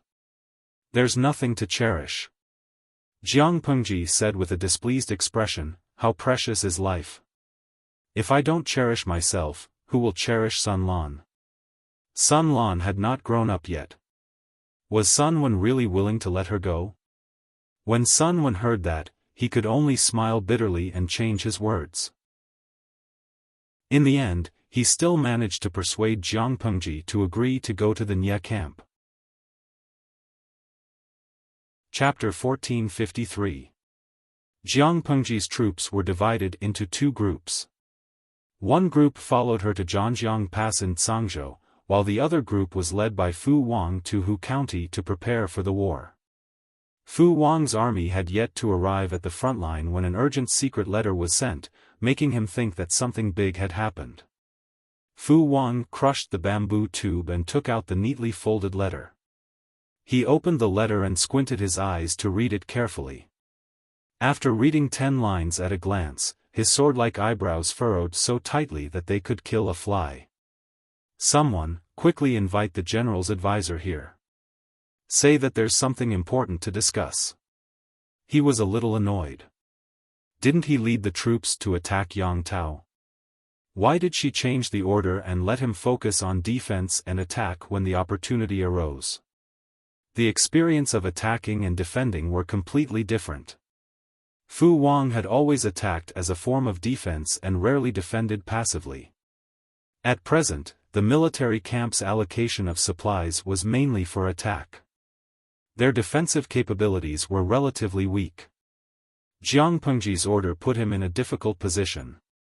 Although the logistical supplies were already on the way, it would take some time to transport them to the front line. If something happened during this time, such as the enemy suddenly launching a sneak attack, it would be a pain in the ass. He summoned everyone to the main tent overnight to discuss how to stabilize the situation and clean up the mess caused by his lord's last-minute change of orders. By the time they reached a conclusion, the sky outside the tent had completely darkened, like a pool of ink that couldn't be stirred up. It was midsummer and the temperature was hot and humid. There were so many mosquitoes and flies around the tent that they couldn't sleep. Fengzhen went back to get a basin of water to wipe his sweat, but he still couldn't sleep. He simply came out for some fresh air. Not long after walking, he met a familiar face. Fengzhen wiped his sweat with a handkerchief in his left hand and fanned himself with a cattail leaf fan in his right. He said to Yang Si, "Jing Rong, you can't sleep in the middle of the night?" Yang Si wore thin pajamas and a light muslin cloak. His slightly damp long hair draped over his shoulders. He was probably too angry to sleep. Glancing at Fengzhen from the corner of his eye, Yang Si said calmly, "Aren't you the same?" The news of the change in military orders came too suddenly. Not many people could sleep peacefully. "I've been weak and afraid of heat since I was young. Summer is especially hard to bear," Fengzhen said.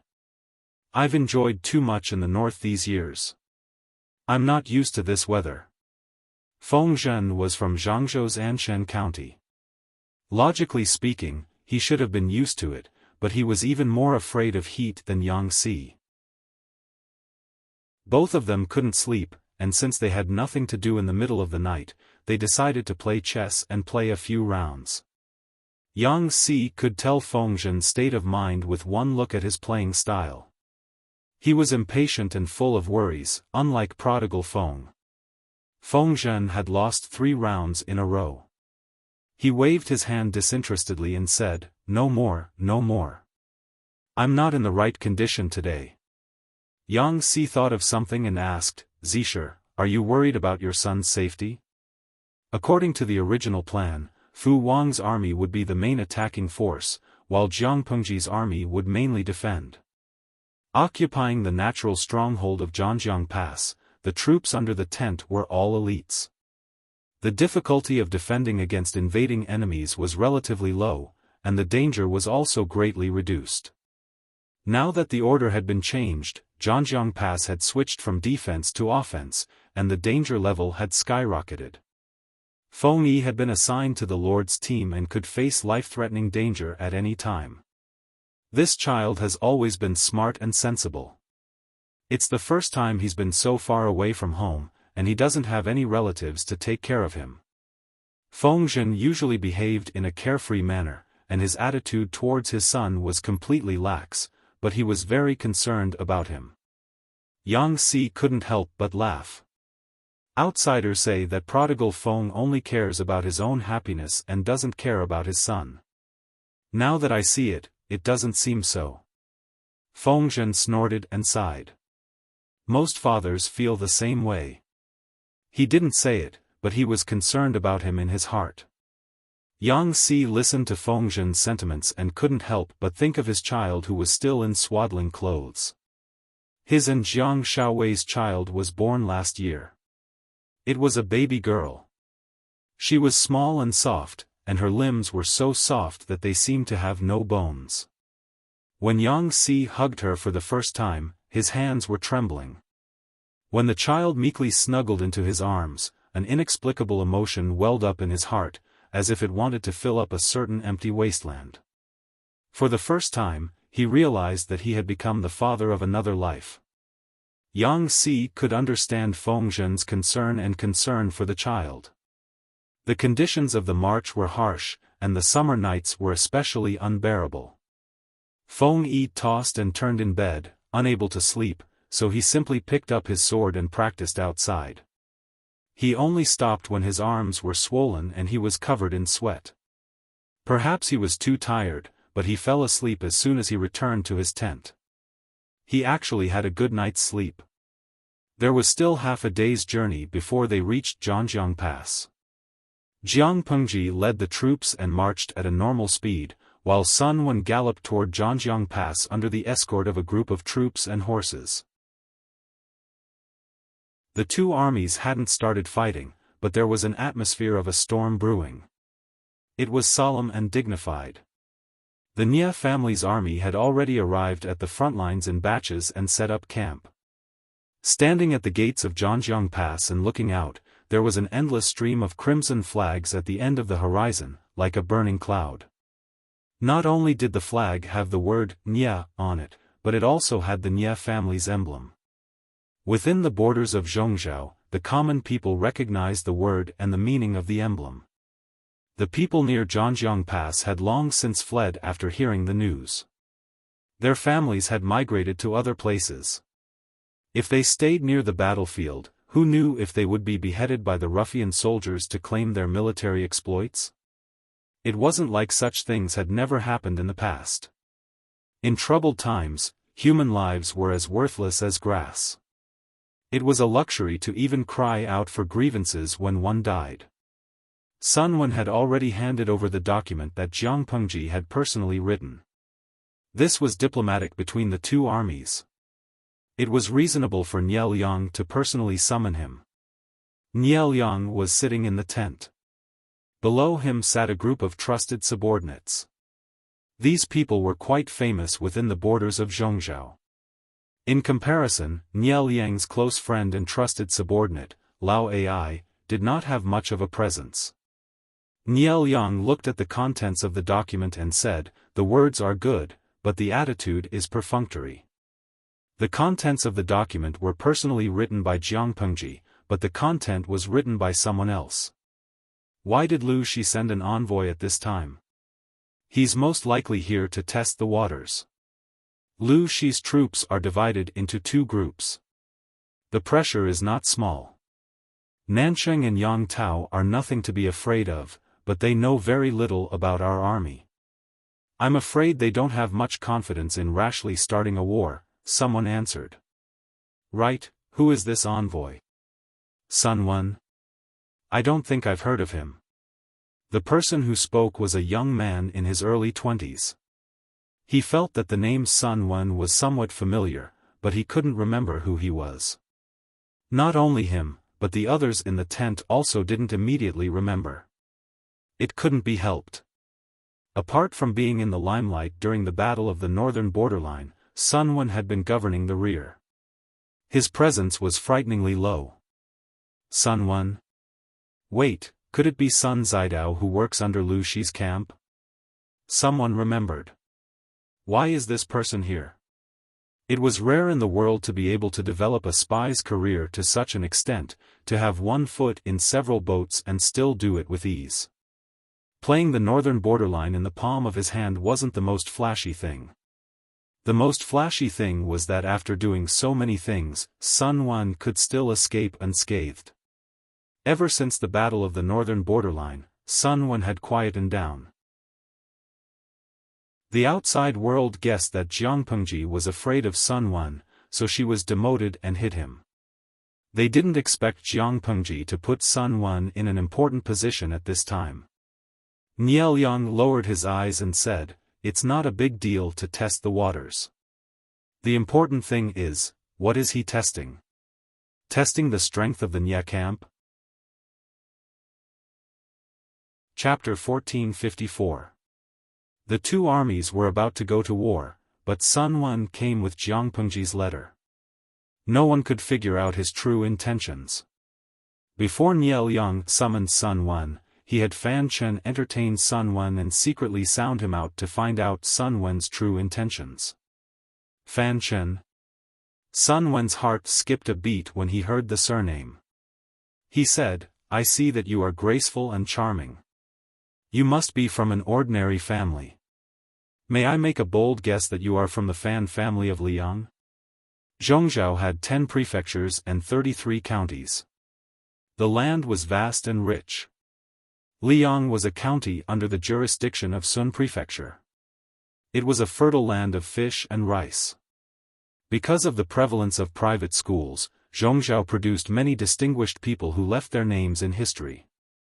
Although the Fan family could not be compared to the Nye family, it was still one of the top gentry families in Zhongzhou. Sun Wen knew Fan Chen's surname when he heard it. He had left Zhongzhou earlier. Fan Chen's name had not spread out of Sun Prefecture, so Sun Wen had never heard of him. Fan Chen's eyes were filled with surprise. He smiled and said, "You have sharp eyes. I am indeed from the Fan family of Liang." The teacher spoke with a Bianzhou accent. "I didn't believe it when I heard that you were from Zhongzhou, but now I do." Sun Wen smiled. "Instead of saying that my eyes are sharp, I should say that you have sharp ears. You guessed it right away." He had lived in Bei Prefecture, northern borderline, for many years. His accent had changed due to the local influence. He did not expect Fan Chen to be able to recognize it. Fan Chen was very hospitable. He specially sent a chef to make local delicacies in Bianzhou. Even Sun Wen's temporary tent was decorated according to the local style. If not for the tense relationship between the two armies, Sun Wen would have given Fan Chen a 5-star rating. He was meticulous in his work. In a familiar environment, people could not help but let their guard down, especially when they were facing people who had a good impression of them.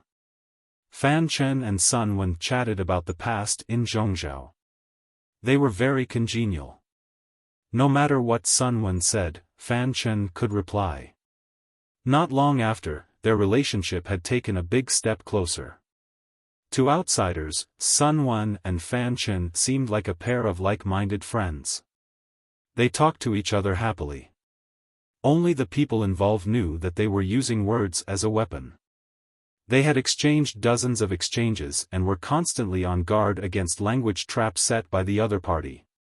If he wasn't careful, he might be tricked by the other party. The two of them were chatting happily when a soldier's voice came from outside the tent. Nielyang summoned Sun Wen. Sun Wen and Fan Chen modestly thanked each other and left the tent side by side. The flags outside fluttered in the wind, and the flags with the word "Nya" on them looked like burning clouds full of vigor. 3 ears represented Nya, and the Nya on the flag was written in seal script. It looked simple and unadorned. In Zhongzhou, this surname was even higher than that of the royal family. Even the illiterate commoners knew what this pattern meant. As someone from Bian province, Sun Wen naturally knew of the Nya clan. Sun Wen looked at the flag, his eyes like a bottomless abyss. He smiled and said to Fan Chen, who was next to him. Speaking of which, this old man and the Nya clan have an indissoluble bond. Fan Chen nodded and pretended to be listening attentively. Sun Wen said, "When I was young, my talent was poor. I was always a step behind others in everything I learned. After I reached my 20s, I accomplished nothing. Only when he was middle-aged did he manage to become a lowly official. That year, I thought I had some ability and recommended myself to the Nya clan as a foreign official." Of course, Fan Chen didn't know this history, but he wasn't surprised. Since Sun Wen was from Bian province and came from a poor family, his only way out was to learn from the Nya clan and rely on them. What he felt was a pity was that Sun Wen wasn't recruited by the Nya clan. Instead, he went all the way to Dongqing and became an advisor to the enemy. Fan Chen let out a sigh of pity and subtly changed the topic. Without a doubt, Sun Wen was a talent. If he wasn't a talent, he wouldn't have been able to play the northern borderline around. This was an indisputable fact. Such a talent had recommended himself to the Nya clan as a foreign official, but the Nya clan didn't recruit him. It was a loss. Fan Chen couldn't say that Sun Wen wasn't talented enough, but he also couldn't say that the Nya clan had eyes but couldn't see and mistook pearls for fish eyes. He could only express his pity from the Nya clan's point of view. At the same time, he affirmed Sun Wen's talent to save face for both parties. Fan Chen was very good with words, and his words were very soothing. Sun Wen curled his lips. His calm eyes carried a hint of coldness. His smile didn't reach his eyes, and it gave people the illusion that he was smiling hypocritically. In reality, Sun Wen was recruited after he recommended himself to the Nya clan. However, he was old and didn't have any outstanding achievements in the first half of his life, so no one thought highly of him. After Sun Wen joined the Nya clan, he was still a lowly official with no sense of existence. He had no hope of making a name for himself. A year later, Sun Wen was discouraged. Even if he didn't go to the roll call for half a month, no one would mention him. Not long after, his only son, Sun Lai, offended a direct descendant of the Nya clan at a gathering. That person was very arrogant, ruthless, and domineering. Just because Sun Lai won first place and made him lose face, he actually sent people to break Sun Lai's legs. Not only that, he even used his connections to send Sun Lai to the border on a groundless charge. Sun Wen's family wasn't well off, but Sun Lai was also his pampered son. How could he endure such hardships? He caught a cold on the way and died early. His wife and daughter-in-law couldn't take the blow and died one after another. Of the 5 people in the family, 3 were suddenly lost. Only Sun Wen and his young grandson were left to depend on each other. Sun Wen was worried that the Nya clan would continue to persecute them and had no choice but to leave Zhongzhou with his grandson, Lan Lan. They begged along the way and wandered from place to place. Who would have thought that Sun Wen, who was like a stray dog a few years ago, was now treated well by the Nye clan as an emissary. His gaze fell on the marshal's flag outside the marshal's tent. His slightly dry eyes were filled with a bit of coldness. "Emissary, please." Sun Wen was deep in thought when he heard Fan Chen's words. He came back to his senses and nodded with a smile as he entered the tent. Nye Liang sat in the main seat. Even though the light in the tent wasn't very bright, Sun Wen could see that he was a man of great bearing. This person was dignified, but in Sun Wen's view, Nye Liang was more like a scholar who recited poems and talked cheerfully with others. He wasn't a butcher or overlord who fought for supremacy and ate raw meat. After a quick glance, Sun Wen withdrew his gaze and bowed, revealing his identity in a neither servile nor overbearing manner. The two of them were separated by a distance of 6 zhang. The atmosphere wasn't right, so Sun Wen couldn't carelessly approach and take a look at Nye Liang's appearance. "This lowly one is Sun Wen. I've come on the orders of my master to inquire about a matter." There were many people in the tent, but it wasn't crowded or noisy. Nye Liang's voice wasn't loud, so Sun Wen could hear him clearly. "What is it?" Nye Liang asked. Chapter 1455. After he finished speaking, Sun Wen looked up at Nye Liang as if waiting for an answer. There were more than 30 people sitting in the tent. There were scholars in formal attire and majestic generals, but it was so quiet that a pin drop could be heard clearly. Many people looked at Sun Wen from the corner of their eyes. Some were disdainful, some were contemptuous, and some even stood up to refute Sun Wen. This person was none other than Fan Chen, who was talking cheerfully with Sun Wen just now. "Zidao, how can you confuse right and wrong? According to what I know, it was clearly the Duke of Lanting who wanted to invade Zhangzhou. The magistrate of Zhangzhou, Ong Tao, had no choice but to send an envoy to seek an alliance with my lord in order to protect the people and soldiers under his rule. Why did it become my lord's fault?" In Zidao's words. Without waiting for Nye Liang to speak, Fan Chen said disapprovingly, "My lord is benevolent and magnanimous. He agreed to send troops to help after hearing the sincerity of the envoy. If the Duke of Lanting knew about it, he would take the initiative to withdraw his troops and quell the war. Does Zidao think this makes sense?" Sun Wen smiled and said, "According to what you said, Lord Guangshan intends to be the peacemaker? If so, Lord Guangshan can write a letter to inform my lord. Based on Lord Guangshan's character, how can my lord not give him face? If the three families can communicate peacefully, how can this happen?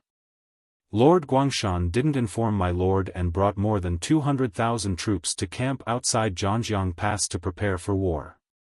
How can my lord turn a blind eye? If Nye Liang really sent troops for Yang Tao's sake, why didn't he write a letter to persuade him first?" Without a second word, Nye Liang brought more than 200,000 troops to threaten Zhangjiang Pass. What did he mean? Was Nye Liang trying to be the peacemaker or coveting Dongqing's territory? In the words of the live stream audience, it was like being a traitor and still wanting to build a memorial. It was obviously a robber's act, but he insisted on justifying it.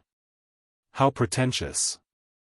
In contrast, his lord's style was much more unusual. She was not picky about excuses at all. "Because you will attack me in the future, I will send troops to destroy you now. I will do it with a reason." Even a blind person could see how lame Jiang Pengji's reason was, but did she despise it? Fan Chen's expression changed. Before he could refute, his colleague stepped forward and asked Sun Wen, "I heard that the Duke of Lanting is under the control of the Huang Song and the Su and Pei families.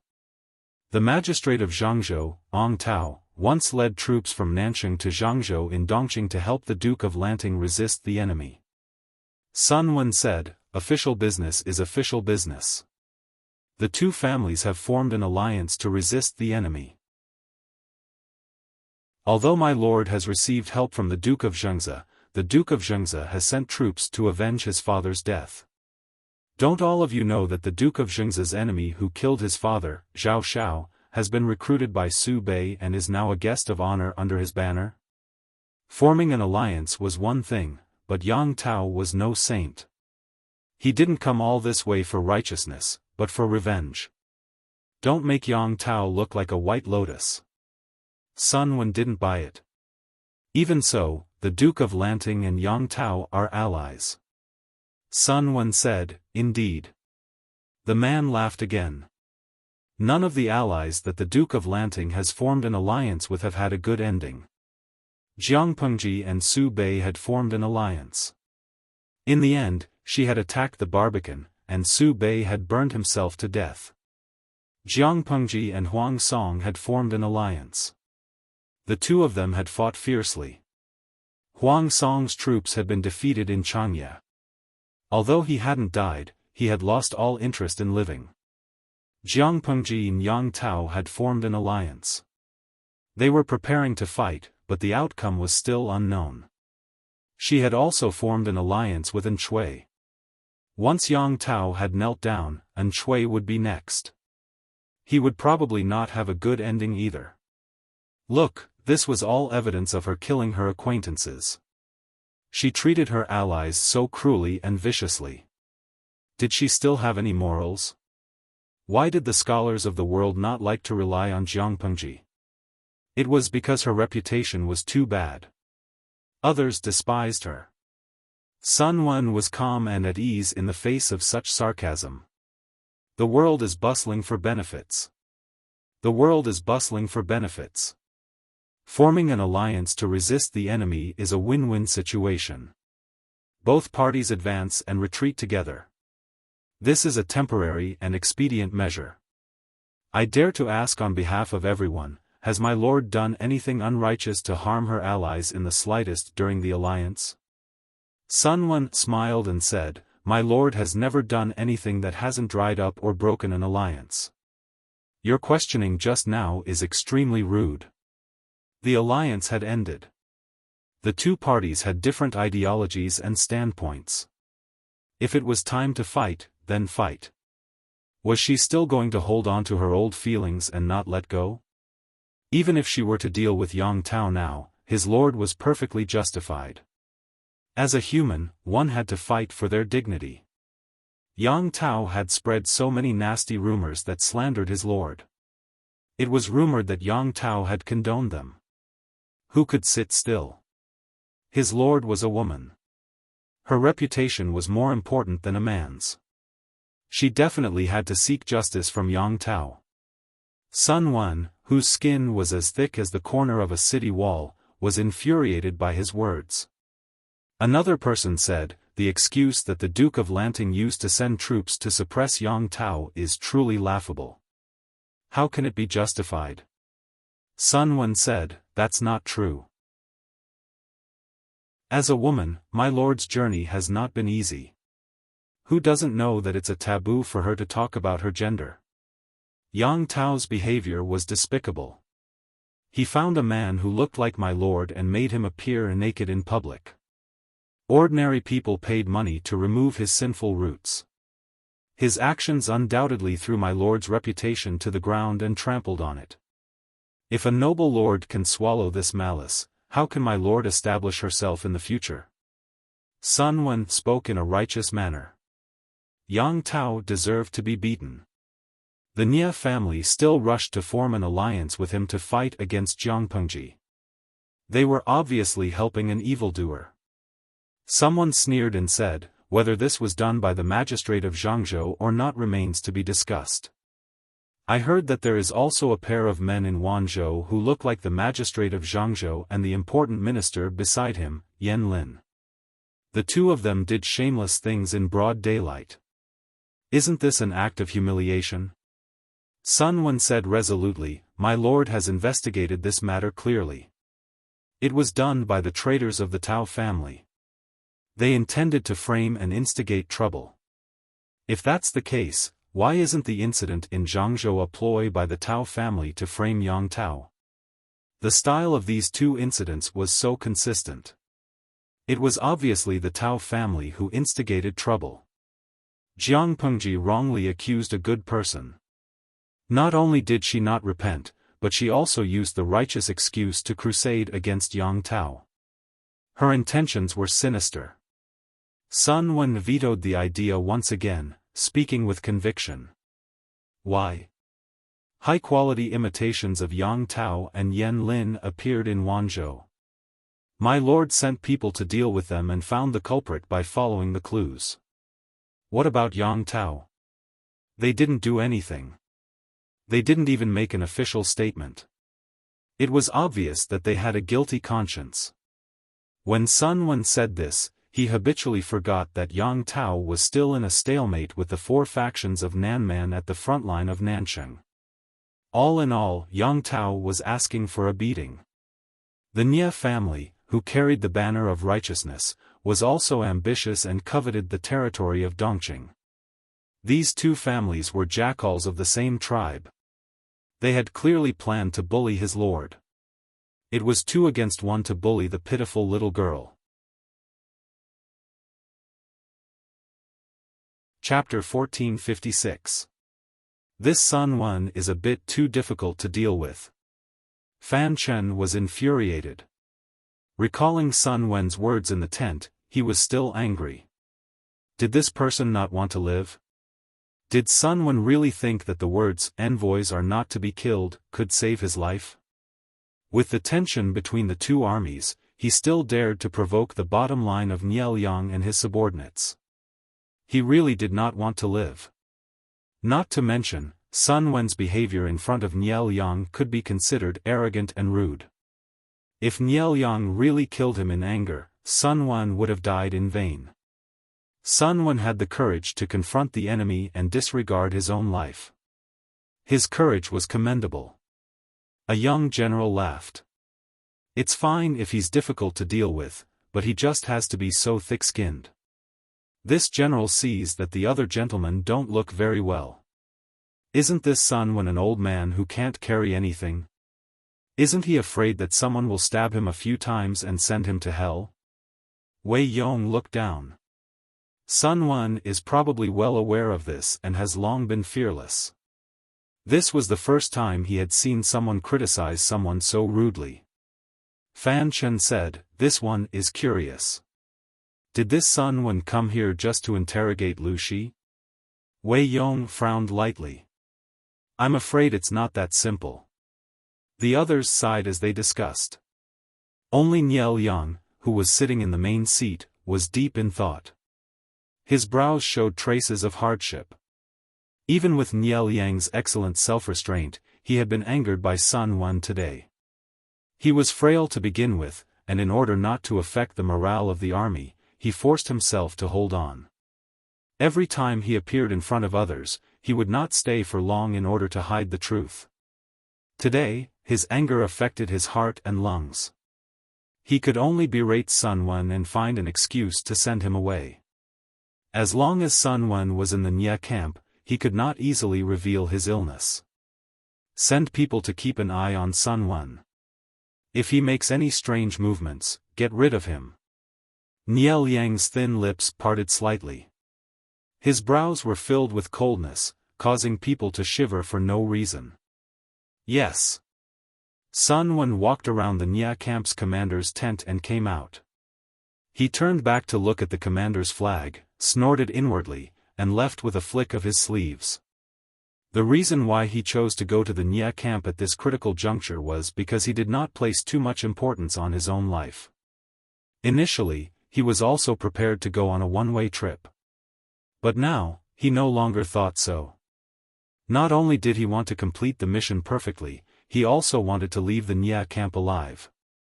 No matter how big of a commotion he caused, Sun Wen had a good night's sleep. He woke up at daybreak to practice his swordsmanship. His posture was relaxed, as if the Nie camp was his own home. The spies who were secretly observing him were all speechless. This old man's son was really bold. This is Nie Ying's camp, not his home. How could he sleep so soundly and still have the leisure to practice swordsmanship? As it turned out, not only did Sun Wen have the time to practice swordsmanship, but he also had the time to be picky about the food in the camp. He made full use of his age advantage and flaunted his seniority. Even though he wasn't being unreasonable, he was still difficult to deal with. Nia Ying's men thought that they had taken good care of Sun Wen, but who knew that the old man still had 2 points of dissatisfaction. He was dissatisfied here and there. Sun Wen was a picky eater and refused to eat 2 meals in a row. When Fan Chen heard the news, he came to ask about it. After all, Sun Wen was a guest. Lord Nielyang did not intend to kill him yet, so everyone had to treat him well. Why didn't Sun Wen want to eat? Because he didn't like to eat the wheat rice in the camp. Zhongzhou also planted wheat on a large scale. The food culture here was similar to that of Dongqing in the past. Wheat could be ground into flour and made into pastries, but it took a long time to remove the bran from the wheat, which led to the high cost of fine wheat flour. The conditions in the camp were harsh. The soldiers' rations were simple wheat rice, which was easy to make and convenient to carry and store. This also led to the food being mixed with gravel and small stones. If one accidentally bit them, their teeth would be damaged, and the eating experience would be very bad. As an envoy, Sun Wen's treatment was naturally better than that of ordinary soldiers, but it wasn't that fine. Sun Wen objected to this. The old man's teeth weren't good to begin with. If he didn't eat fine food, how would he eat when he was completely old? Fan Chen, who heard the whole story, was speechless. Was this the reason why Sun Wen refused to eat? Helplessly, Fan Chen could only assign a chef to Sun Wen to make whatever he wanted to eat. Needless to say, the military camp's cooks didn't only know how to cook in large pots. The chef's skills weren't good, but the conditions in the camp were harsh, so Sun Wen was reluctantly satisfied. For food, Sun Wen sent people to ask about it several times. Sometimes he even asked the chef to come over. As he ate, Sun Wen asked the chef, "Is the military camp's cooks all at this level?" The chef looked embarrassed. He said, "I can only cook. I can't compare to the famous chefs in the tavern." Sun Wen laughed mockingly. "I'm an honored guest, but my food is so coarse. Isn't Lord Guangshan even more aggrieved?" The chef didn't know who Lord Guangshan was. He only understood after Sun Wen reminded him. After he understood, he smiled bitterly and was terrified. Naturally, the Lord's meals couldn't be handled by ordinary cooks. If a spy sneaked into the camp and poisoned the Lord's meals, wouldn't it be over? To ensure safety, Niel Yang's meals were prepared by professionals. The ingredients and stove were also independent. Not only Niel Yang, but Jiang Pengji, Yang Tao, and the other feudal vassals were the same. Sun Wen couldn't get information from Fan Chen. He had to be on guard at all times, but it was much easier to deal with a chef. He didn't ask sensitive questions, such as how many meals Niel Yang ate in a day and how much he ate in a meal. He only asked about Niel Yang's daily food intake in a curious tone. He saw that Niel Yang had good teeth, so he probably hadn't eaten wheat rice mixed with gravel before. He probably wasn't used to it. The chef had been warned before, so he didn't dare to answer randomly. Instead, he chose his words carefully. Sun Wen lost interest after listening for a while. This Niel Yang really isn't an ordinary cautious person. Why was Sun Wen so emotional? He asked the chef just now and got information from him. He knew that Niel Yang stored his rice separately. Sun Wen only needed to know the approximate size and weight of the bag of rice, as well as how long it took to finish the bag. He could calculate how much rice Niel Yang ate in each meal. He calculated in his heart and found that Niel Yang really ate 2 bowls of rice per meal, just as the information said. However, this didn't prove that Niel Yang was in good health. At most, it proved that Niel Yang was meticulous enough to consider such details. If Niel Yang was in good health, Why was Nie Liang only willing to see him once after Sun Wen had been in the Nie camp for 3 or 4 days? The only time they met, Nie Liang's position was still dark. Sun Wen couldn't see clearly from 2 or 3 feet away. In addition, Sun Wen had insulted so many people and behaved rudely. Nie Liang was obviously angry but didn't rebuke him. Instead, he found an excuse to send Sun Wen away. From these signs, Nie Liang's reaction contradicted the conclusion that he ate 2 bowls of rice per meal. Chapter 1457. Sun Wenzheng was suspicious that Nie Liang, who had been secretive before, suddenly wanted to see him. Fan Chen tried his best to object. Sun Wen's intentions are unclear. It doesn't matter if my lord doesn't want to see him. Why do you have to trouble yourself? Wei Yong looked at Nie Liang's pale face and the dark circles under his eyes, and he had a bad premonition. Even so, rationality still overpowered the emotions that welled up in his heart. Wei Yong said to Fan Chen, avoiding him is not a solution. What if the Lord refuses to see Sun Wen and Sun Wen refuses to leave? The 2 armies are about to go to war, and the barracks are frequently mobilized. If he is careless and hears something, then there will be no end of trouble. Nie Liang also showed a weak smile. Sun Wen still wants to see me. I might know what he wants to investigate. Fan Chen revealed a puzzled expression. This official is slow-witted. Please enlighten me, my lord. Nie Liang said. Lu Shi divided her forces into 2. This was planned by her. Last year, he had rested for a year, and this year, he had been preparing for war for half a year. Logically speaking, he had considered everything that needed to be considered. It was impossible for him to make a last-minute change, which was a taboo. Not long ago, I received a secret report that the wood and stones in Dongqing were purchased in large quantities. They were transported to the front line through Lu Shi's woodworking workshop. Most of them were sent to Cangzhou. Fan Chen and Wei Dan looked at each other. Neither of them had read those secret reports. This was the first time they had heard of them. Wei Yong asked, is Lord sure that it's being sent to Cangzhou?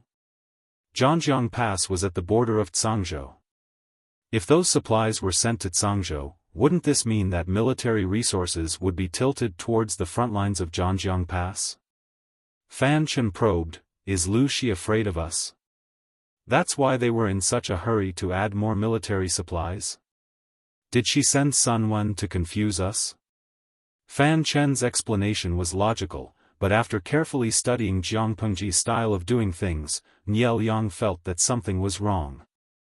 Nie Liang said, our army has more than 200,000 soldiers, but Lu Shi also has 150,000 soldiers, and he also has the natural stronghold of Zhangjiang Pass to rely on.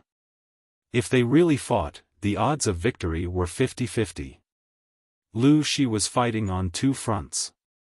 It was not suitable for him to use an offensive strategy as a defensive strategy.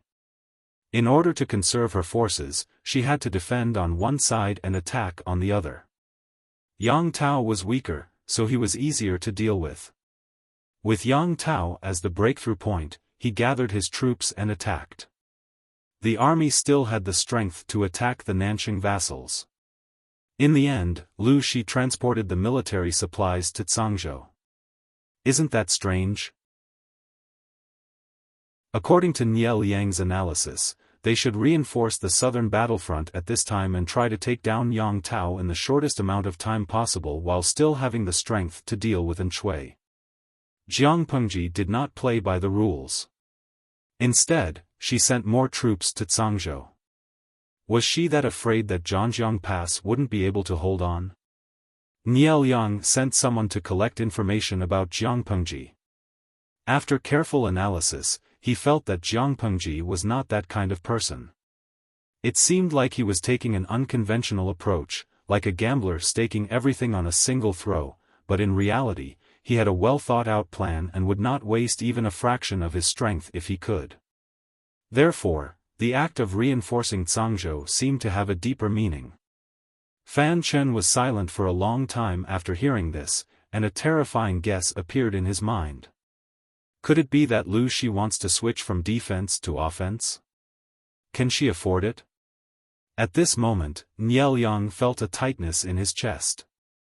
He lifted his sleeve to cover his mouth and coughed a few times. A familiar taste welled up in his throat. Niel Yang was shocked, but his expression did not change. Under the cover of his wide sleeve, he wiped the filth he coughed up with a handkerchief. Ever since he knew that his body was getting worse, he no longer wore bright and youthful clothes. He changed from indigo, cyan, and blue to dark brown, black, or black. If he accidentally coughed up blood in front of others, he could at least deceive them. Niel Yang secretly kept the handkerchief. When his fingertips touched the warm filth, a thought suddenly flashed through his mind. He frowned slightly and said, "Her. Could it be?" Fan Chen asked, "Has my lord thought of something?" Wei Dan and Niel Yang had known each other for many years. The two had long reached a certain tacit understanding. Seeing Niel Yang's reaction, Wei Dan seemed to have thought of something. Without waiting for him to speak, Niel Yang said coldly, "Lu Shi has enough troops. It won't be a problem to waste a year and a half, but my body can't be wasted." Fan Chen and Wei Dan felt as if they had been struck by lightning. "My lord." Niel Yang waved his hand and said, "The original plan was to use surprise troops to break through the gate of Zhangjiang Pass in the shortest time possible. Before anything could be done, Lu Shi suddenly sent reinforcements to Zhangjiang Pass. The difficulty of breaking through the pass has increased. If Lu Shi is more cunning and uses delaying tactics, my body." Even though Niel Yang had been hiding his illness, a few of his confidants knew. If they didn't know that Niel Yang would suddenly die one day, there wouldn't even be someone to stand up and stabilize the situation. Wei Dan and Wei Dan immediately said, "My lord is in the prime of his life. He will definitely live to a ripe old age." Niel Yang laughed and said, "I know my body. If Lu Shi has this idea, Sun Wen will have to deal with it carefully." Fan Chen gritted his teeth and said, "Sun Wen is someone Lu Shi can use. It's better to kill him and end all troubles." Niel Yang shook his head. Sun Wen couldn't be killed yet. Killing him would easily alert the enemy. Who knew what that lunatic Jiang Pengji would do next? Niel Yang said, "There's a change in the plan. Zixuan, send someone to Bianzhou to fetch Dalong. Be discreet.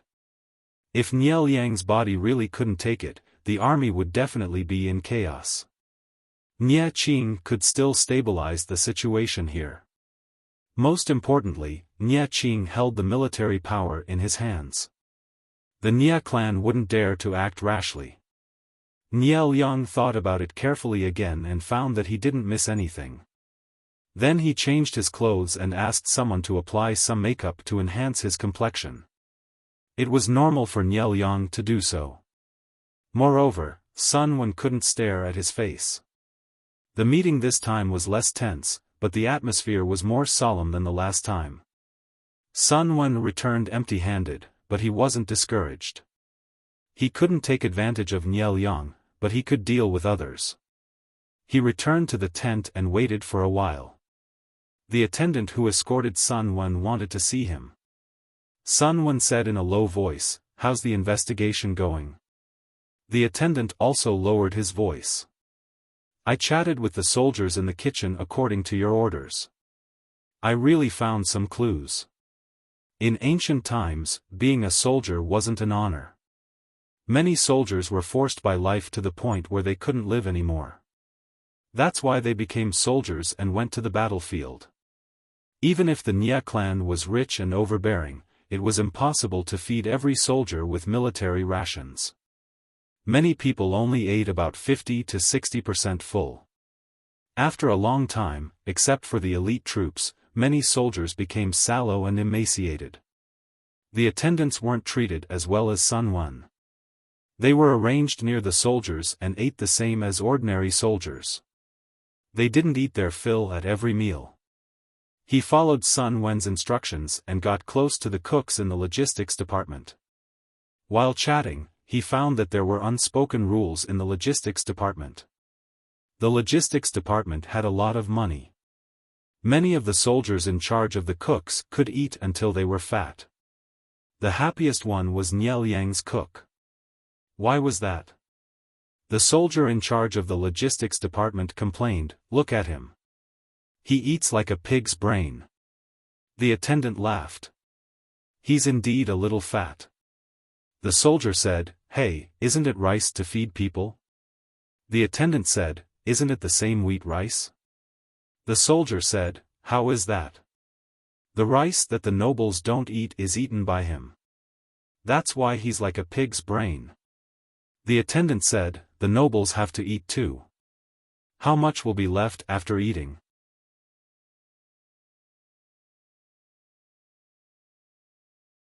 Chapter 1458. Hearing this, Sun Wen's entire body trembled.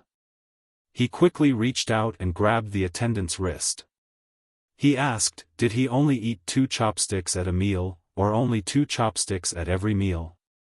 If it was the former, it meant that Niel Yang had a bad appetite. If it was the latter, it meant that there was something wrong with Niel Yang's body. This lowly one also tested him, almost every meal. Also, the attendant continued, this lowly one also heard something else. That noble ate very little at every meal, but not a single bowl of medicine was missing. The dregs of the medicine had to be burned and buried secretly. Sun Wen was speechless. I thought I overestimated Niel Yang, but I underestimated his cautiousness. It was rare to see someone so cautious. If Sun Wen didn't play by the rules, it would have been very difficult to find evidence of Niel Yang's poor health. Sun Wen pondered for a while and ordered the attendant, think of a way to secretly get some dregs. The sooner, the better. The more careful, the better. The attendant replied, this lowly one understands. After the attendant left, Sun Wen shook his sleeves and exhaled a mouthful of turbid air. It's time to find an excuse to leave. It's really hard to stay in this dragon's den. Ever since Sun Wen came to the Nye camp, his life was out of his control. There was a sharp knife on his neck that could take his life at any time. He couldn't show the slightest bit of timidity or nervousness. He had to talk cheerfully to outsiders and be confident to control the situation. It was no different from saying that a day felt like a year.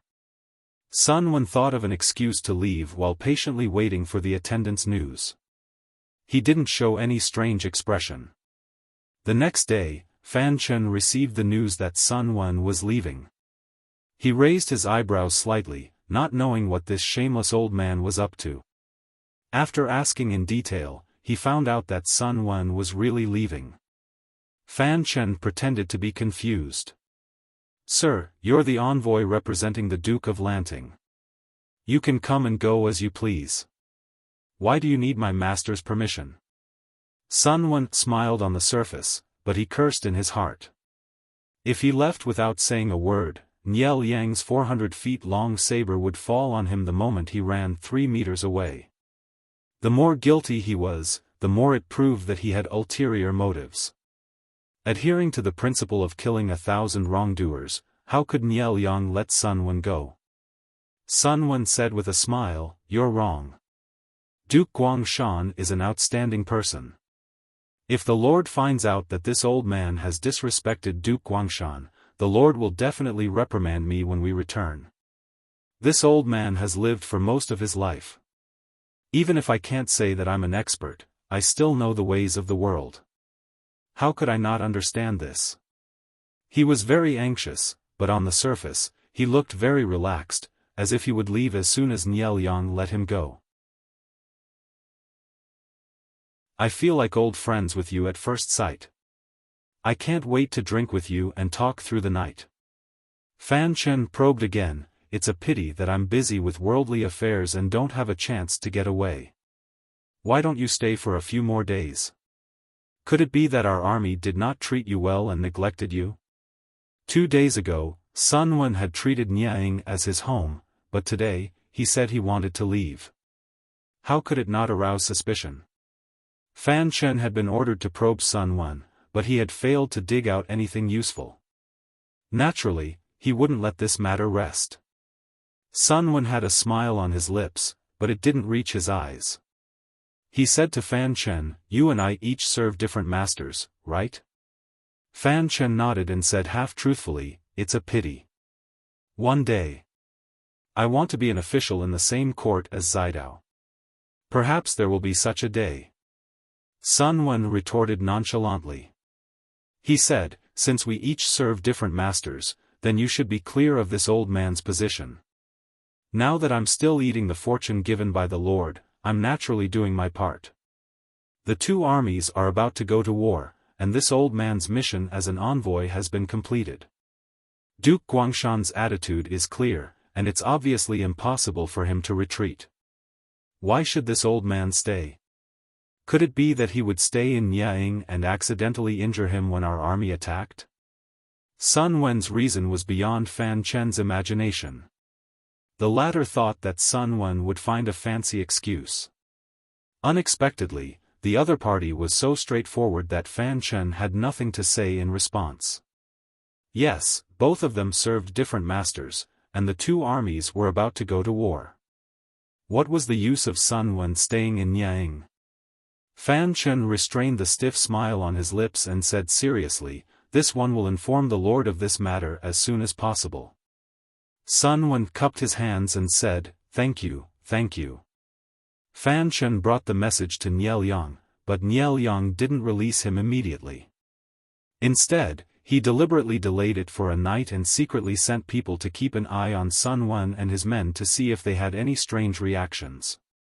If they were in a hurry to leave but were detained, there would always be a flaw in their anxiousness. Unexpectedly, Sun Wen kept his composure and didn't reveal any flaws for the entire night. The next day, he did what he was supposed to do and was once again picky about the food in the camp. On the evening of the third day, Niel Yang really didn't find anything and finally let them go. Fan Chen personally led the troops to send them off. Seeing this, Sun Wen's heart turned slightly cold, but he still looked calm and composed without any flaws. Even if you escort a gentleman for 1,000 miles, you'll have to part in the end. Farewell. The surroundings were overgrown with weeds. It was vast and barren, making people feel a chill for no reason.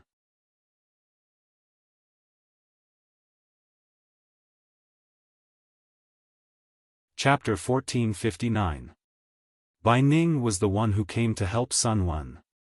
Although Bai Ning was a warrior recommended by Wei Ci, he had started accumulating military merits from the bottom of the military camp. Now, he had made a name for himself. He was appointed to help Sun Wen, which showed Jiang Pengji's trust in him.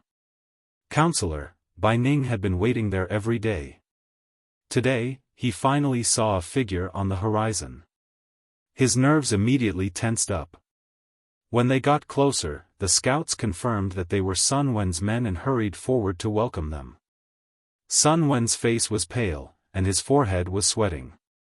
He felt relieved when he saw Bai Ning. "Where is the Lord now?"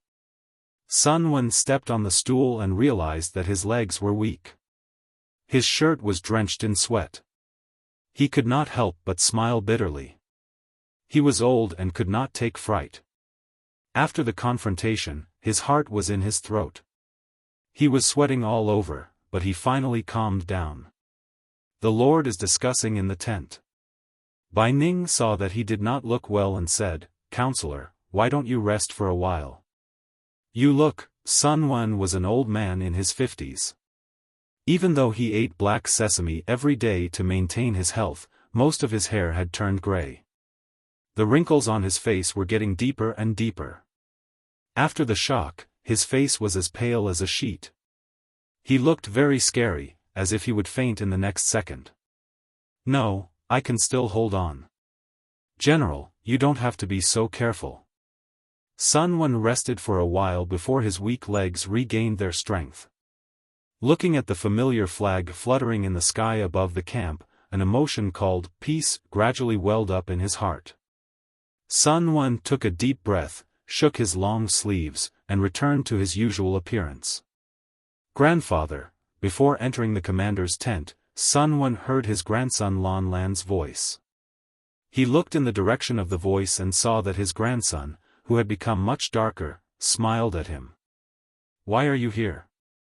Sun Wen frowned. Although he spoiled his grandson, he knew the situation. This was the military camp. To Sun Lan, too much spoiling and care was definitely not love, but harm. Sun Lan stepped forward and bowed to Sun Wen and Bai Ning. He smiled and said, "I'm working here." Because of their age, Jiang Pengji threw Sun Lan and Feng Yi to deal with trivial matters. Although they were all trivial matters, they could also be used to train them. It was the first time for these two young gentlemen, who had grown up in a honeypot, to experience the battlefield. Sun Wenhu said with a straight face, "How can there be grandfathers and grandsons here? Only the subordinates of the higher-ups are left." Sun Lan's little face fell, and she gave a pitiful, "Oh. What's in your arms?" Sun Wen asked. Sun Lan said, "I've just sorted out the military affairs to send to the Lord for review." The corner of Sun Wen's mouth twitched. It took him quite a while to restrain the urge to give his grandson a piece of candy. "Hurry up and go," Sun Wen said, "since it's a military matter, it must be sent to the Lord's desk as soon as possible, no matter how urgent it is." Sun Lan had never seen such a stern grandfather before and was immediately intimidated. She hugged the stack of documents in her arms and jogged to the commander's tent. Sun Wen gritted his teeth and said resentfully, "This kid, fortunately, it was just an ordinary military matter. If it was a major military matter, this brat would have committed a grave mistake." Bai Ning said, "Why are you so angry, counselor? This general has heard that the previous lord also praised Sun Shao Langjun and Feng De Lang.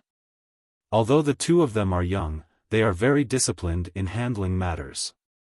If they train for a few years, they will definitely become capable officials." Sun Wen said, "Capable officials? Capable officials are not cabbages sold on the street. Lan Lan is still far from that." Bai Ning smiled and said nothing. The two entered the tent one after the other.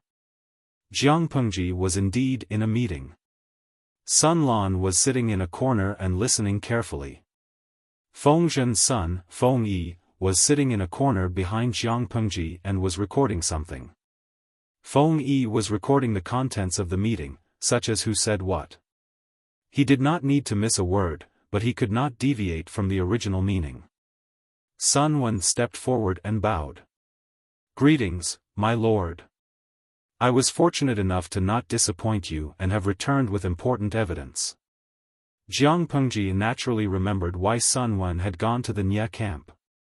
She hurriedly asked, "What's the result?" Sun Wen took out a small bag of medicinal dregs and said, "According to my many investigations, Nye Liang's body is already like an arrow at the end of its flight.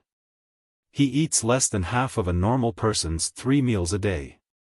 Apart from that, he must drink a bowl of medicine every meal. This is the dregs after the medicine is brewed.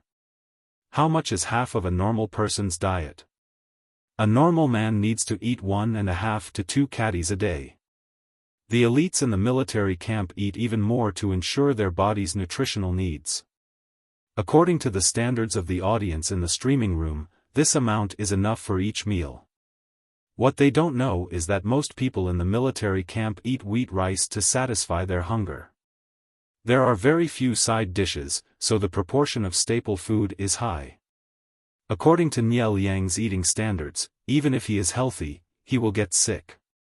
Among the people in the camp, only Wei Ci was proficient in pharmacology. He took the medicinal dregs from Sun Wen and sniffed them. After a while, he pinched a little and put it in his mouth to try. Wei Ci had been weak and sickly since he was a child. He could not live without medicine. After he grew up, he also needed to take care of his body with traditional Chinese medicine. His tongue was extremely sensitive. He could tell which medicine was in the dregs with just a little taste. Wei Ci borrowed a pen and ink to copy the medicine in the dregs and passed it to everyone. The medicine is fierce and the dosage is extremely heavy.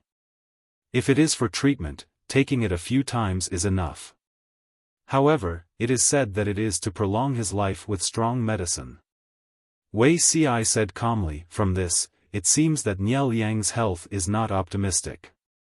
Qiguan Rang did not understand pharmacology, but he knew that there were a few medicines that would not appear in the regular prescriptions because the medicine was too fierce. Qiguan Rang was well aware of what it meant once the doctor prescribed these medicines. Zixiao, in your opinion, how long does Niel Yang have to live? Jiang Pengji glanced at it and put the paper aside. Wei Ci said, half a year. He needs to rest and recuperate. It is not advisable to think too much and not to be overjoyed or angry, otherwise. It is not advisable to think too much and not to be overjoyed or angry. Jiang Pengji curled her thin lips and said with a smile, this seems a little difficult. Wei Ci pursed his lips and did not speak. Oh Shiji, I've confirmed it with your eyes. He is not someone to be trifled with. Hurenren, sinister face. The streamer is clearly telling others that she wants Niel Yang to think too much and be overjoyed or angry. Tong Meng, being angry is enough. It is impossible for him to be overjoyed. How can the streamer be so kind and let him be overjoyed?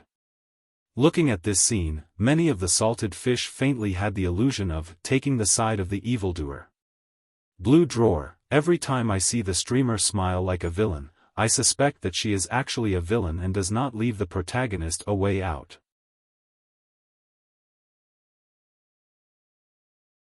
Chapter 1460. Jiang Pengji glanced at the bullet screen and found it funny.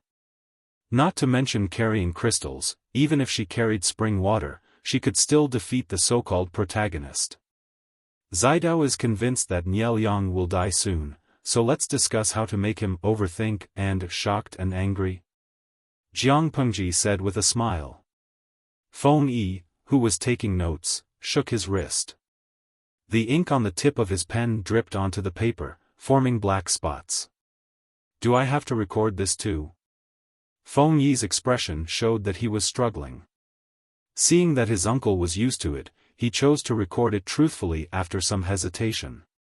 If this content was passed down to future generations, his lord's noble image would be destroyed. He might even be labeled as sinister and cunning. Feng Yi's pen flew as he carefully recorded everyone's words and expressions. The more he listened, the more puzzled he became. When the meeting came to an end, Feng Yi privately asked Qiguan Rang.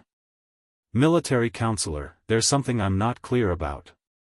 Before Feng Yi went with the army, Feng Zhen secretly asked Qiguan Rang to take care of him. He also told Feng Yi that if there was anything he didn't understand, he could ask Qiguan Rang for help. Feng Yi naturally wouldn't waste this opportunity. Qiguan Rang gently waved his jade fan and opened his eyes slightly. He asked, what is it that you don't understand? Since Niel Yang doesn't have much time left, why don't our army defend Zhangjiang Pass and delay for half a year? Feng Yi was puzzled. Just now, from what my lord said, it's clear that you want to gather the army and take the initiative to confront the Nie family. Won't our army suffer great losses? Qiguan Rang said, your idea is correct, but you forgot to consider the internal situation of the Nie family. When Feng Yi heard this, he quickly put on a posture of listening attentively. In an instant, his eyes lit up. Qiguan Rang said, after Zhongzhou was destroyed, the Nie family recruited troops at the fastest speed. They stabilized the situation while using their connections and prestige to recruit talents and families for their own use. However, not everyone was wholeheartedly convinced by the Nie clan. A considerable number of people follow the crowd. They have other thoughts in their hearts, but the Nia family is powerful and they have no choice but to rely on it. To put it bluntly, the Nia family's internal forces are messy and the people are not united. If Niel Yang dies suddenly and the front line loses, the Nia family will inevitably have internal strife and fall apart. To make an analogy, the Nia family was a magnet that forcibly absorbed the metal fragments around it. Once the magnetic force was gone, wouldn't those metal fragments be free? The longer Niel Yang lives, the more stable the Nia family will be. He will also have more time to pave the way for his successor. Even if he suddenly dies, his successor can stabilize the situation, which is extremely disadvantageous to our army. Qiguan Rang continued, if our army defends Zhangjiang Pass to the death, the morale of the Nia army will not be affected and will remain high. Even if Niel Yang suddenly dies, they will be able to survive for a while by relying on this morale. Feng Yi tried her best to listen, slowly sorting out her thoughts. What you mean is that, the Nia clan is currently in a state of crisis. Once Niel Yang dies, the morale of the Nia army will plummet, and the forces in the rear will also be in turmoil. The large and small forces that were originally attached to the Nia clan will become disloyal. If it can be broken into pieces, my lord will be able to lead the army to nibble away at it one by one? Qiguan Rang laughed. That's about it. Feng Yi's guess was confirmed, and a bold idea popped into her mind. My lord intends to use this opportunity to enter Zhongzhou. Not only did he want to swallow Yang Tao and beaten Shui to death, but he also wanted to get a piece of the cake that was the Nia family of Zhongzhou. That will happen sooner or later. Qiguan Rang's expression was indifferent. It was impossible to tell whether he was happy or angry. He said, if the Nia clan can be broken into pieces in one fell swoop, then taking over most of Zhongzhou will be as easy as pie. My lord changed his mind at the last minute because of this idea. Feng Yi instantly understood and bowed to Qiguan Rang in thanks. Thank you for clearing up my doubts, my military advisor. Qiguan Rang showed a rare smile. He said, you are more sensible than your father. Feng Zhen acted like a big boss when asking for help. He wasn't as sensible as his son. Sun Wen returned to the headquarters without any mishap. The two armies were facing each other with Zhangjiang Pass as the boundary. The atmosphere was tense. At the same time, in the territory of the Nia clan in Bian Prefecture. Yang, let me tell you a piece of good news. Father has allowed me to go to the battlefield. Nia Qing had thought that he could only squat in the rear to handle trifling matters. He didn't expect that his father's messenger would come to pick him up. Ever since he was young, Nia Qing had always looked up to his father, Niel Yang, as a role model. He hoped to gain his father's approval and praise. Unfortunately, his aptitude was poor and he couldn't reach his father's standards. This time, Niel Yang had led the troops into battle, but Nia Qing had been ordered to stay in the rear to hold the fort. He had been disappointed for a while. When Nia Yang heard this, he suddenly opened his slightly narrowed eyes, a look of shock and horror on his face. Why did uncle suddenly change his mind? Didn't he just tell you to guard the rear? Although Nia Yang asked this, his mind was spinning in circles. Calling Nia Qing to the front lines at this time naturally wasn't because Nia Qing was capable. It was most likely because Niel Yang's health wasn't good. If anything happened to Niel Yang on the battlefield, Nia Qing could stabilize the situation as the heir and take over military power. With a thought, Nia Yang understood the intention of Niel Yang's action. Nia Qing said, "Father must have his reasons for doing this." Nia Yang cupped his hands and smiled. "Then, little brother will congratulate elder cousin and wait for your triumphant return." Nia Qing said, "There's no need to wait for my triumphant return. You can come with me." Nia Yang was shocked and said embarrassedly, "Uncle wants you to go. It's not good for little brother to go as well." Nia Qing said, "Why not? I could somewhat guess my father's intentions. If the situation is really that bad, it'll be dangerous for Ah Yang to stay here. Why don't you come with me to the front lines? Although I can't compare to father, I can still protect you. If something happened to Nie Liang, there would be a lot of internal strife in the Nie family.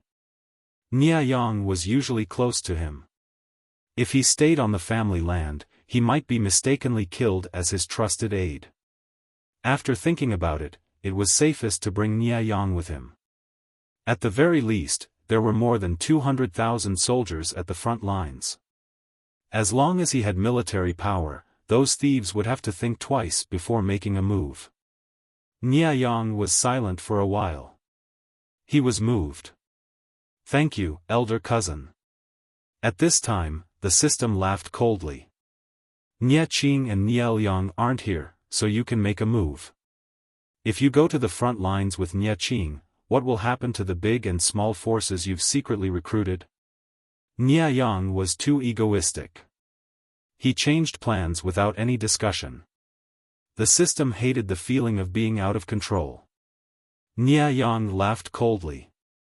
The older he grew, the more he felt that this thing was a hindrance. Say, if Nie Liang and Nie Qing both die on the battlefield, who will be the only one who can stand up and stabilize the situation?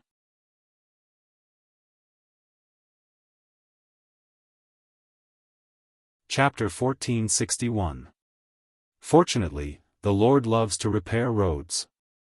Otherwise, this batch of supplies would only arrive a few days later. Knowing that the first batch of supplies had arrived at the front line, Feng Zhen and the others hurriedly sent people to receive them. They were busy counting the supplies and checking the accounts. After confirming that there was no mistake, the crowd heaved a sigh of relief. His lord was capricious and changed her mind at the last minute. This caused the frontline defense equipment to be insufficient. Once they adopted a defensive formation, they would definitely suffer a great loss. Feng Zhen and the others had been on tenterhooks for a few days, afraid that the enemy would find out what was going on. They hadn't slept well at all. Now that their supplies had arrived, they were more confident. A faint smile appeared on Yang Xi's haggard face. He said, "My lord always says, if you want to be rich, you have to build roads first." Her words are crude, but the truth is not. Usually, there was no war to fight, and the flat roads were convenient for the people to travel. Once the war started, the rations would be able to reach the front lines faster than the soldiers. This was extremely important to the front line, which was constantly changing. After settling the matter of returning the supplies to the warehouse, Fu Wang gathered everyone to discuss countermeasures. Zhangzhou was Yang Tao's base camp. The waterways here were developed, thus it would be extremely difficult for outsiders, who were not familiar with the terrain, to attack. Of course, if one wasn't good at water battles, even if one was familiar with the land and waterways, one wouldn't be able to gain the upper hand. Feng Zhen said, "Our lord is also an expert in preparing for a rainy day. He poached Qi Kuang from Yang Jian long ago. Otherwise, this battle would not have been easy to fight." During the alliance meeting at Huangshui, Feng Zhen had recommended Qi Kuang to Jiang Pengji. Since she couldn't directly ask Yang Jian for Qi Kuang, she used the excuse of borrowing someone to watch the show, to borrow Qi Kuang. Until now, she had no intention of returning him. Qi Kuang trained the navy diligently for Jiang Pengji for many years. As a man of action, Qi Kuang only knew how to bury his head in training and never claimed credit. He didn't disappoint the Lord's trust in him, so he didn't have much of a presence these past few years. However, this couldn't erase Qi Kuang's contributions. His efforts over the years were also valuable. If it wasn't for him, they wouldn't have won the battle against the northern borderline so easily, let alone establishing their position as the overlord of the north. Moreover, they were in Zhangzhou, where the water was developed, so water battles were inevitable. If a group of landlubbers were to fight in the water, it would be the same as sending their heads to the enemy. What was the point of fighting? Even if they sharpened their blades just before the battle, the casualties would still be very heavy. Yang Si smiled and said, I don't agree with other things, but I have to admit this. Qi Kuang replied humbly. He didn't think that this could be considered his own contribution. If it wasn't for his lord's trust and support over the years, he wouldn't be where he was today. Most of Jiang Pengji's territory was in the north. There was almost no need for water battles. Training the navy was also a waste of time and energy. The navy was not easy to train, and the amount of effort and cost was unimaginable to outsiders. Qi Kuang knew very well that there were people who had long been dissatisfied with the navy, thinking that the useless navy took up too much military resources.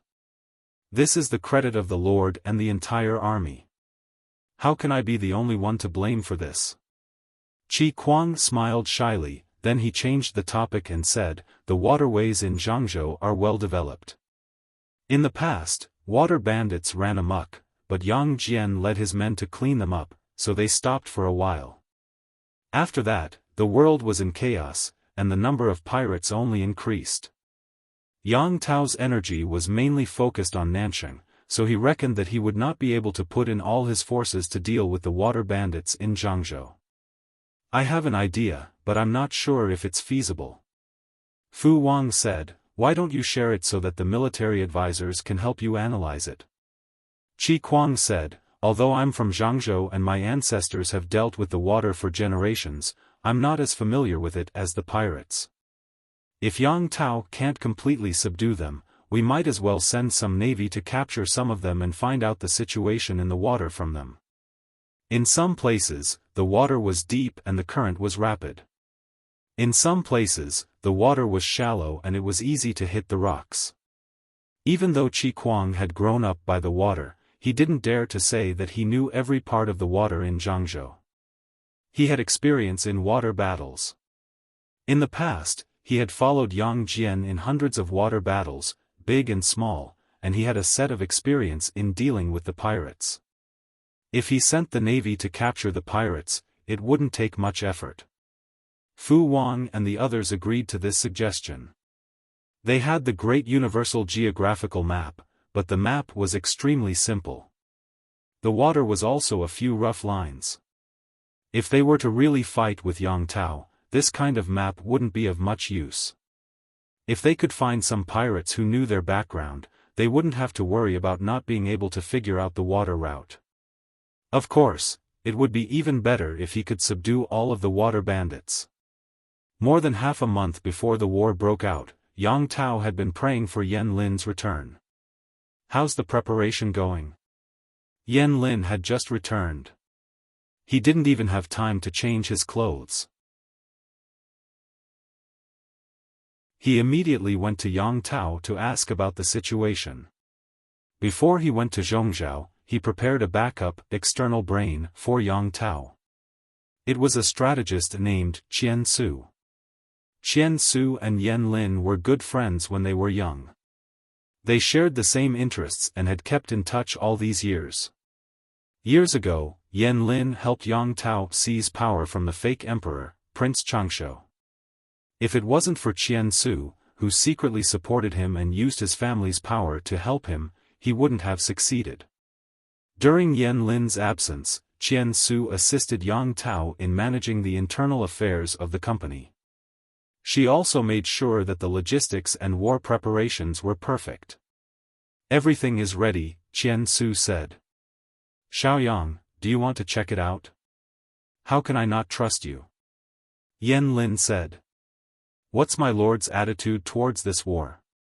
Qian Su said, my lord is enthusiastic about the war, but those people under him have other intentions. The structure of Yang Tao's subordinates was complicated. Some of them were old men from Zhangzhou, while others were from Nanchang. Compared to the former, who were loyal, the latter were more like opportunists. They saw that Jiang Pengji was powerful. She sent more than 200,000 elites to the border. They were scared before the war even started. Their fighting spirit was low.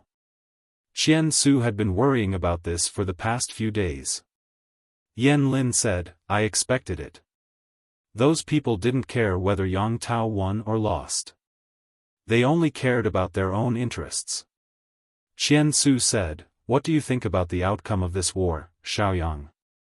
Yan Lin answered without hesitation, my army is at a disadvantage, but it won't be easy for Lu Shi to win. Yang Tao's troops had suffered too many losses on the battlefield in Nansheng. His supplies and rations were almost depleted. Before he could catch his breath, Jiang Pengji had sent troops to suppress him. The situation was very disadvantageous to him. However, Yan Lin didn't think that Yang Tao would lose because of these disadvantages. Zhangzhou's terrain was special. The water ran through the whole territory. If they wanted to conquer this place, they had to fight in the water. Qian Su said, yes, most of Lu Shi's troops are northerners. They're not good at swimming. Yan Lin smiled bitterly and said, that's not necessarily true. What do you mean? Yan Lin said, I'm afraid you don't know this. During the alliance meeting at the Huang River, Lu Shi used the excuse of borrowing a centurion from the old lord. The centurion was inconspicuous, but after observing him for a long time, Yan Lin realized that he was quite talented. He could be put in an important position when the time was right. Unexpectedly, he was borrowed and hasn't been returned.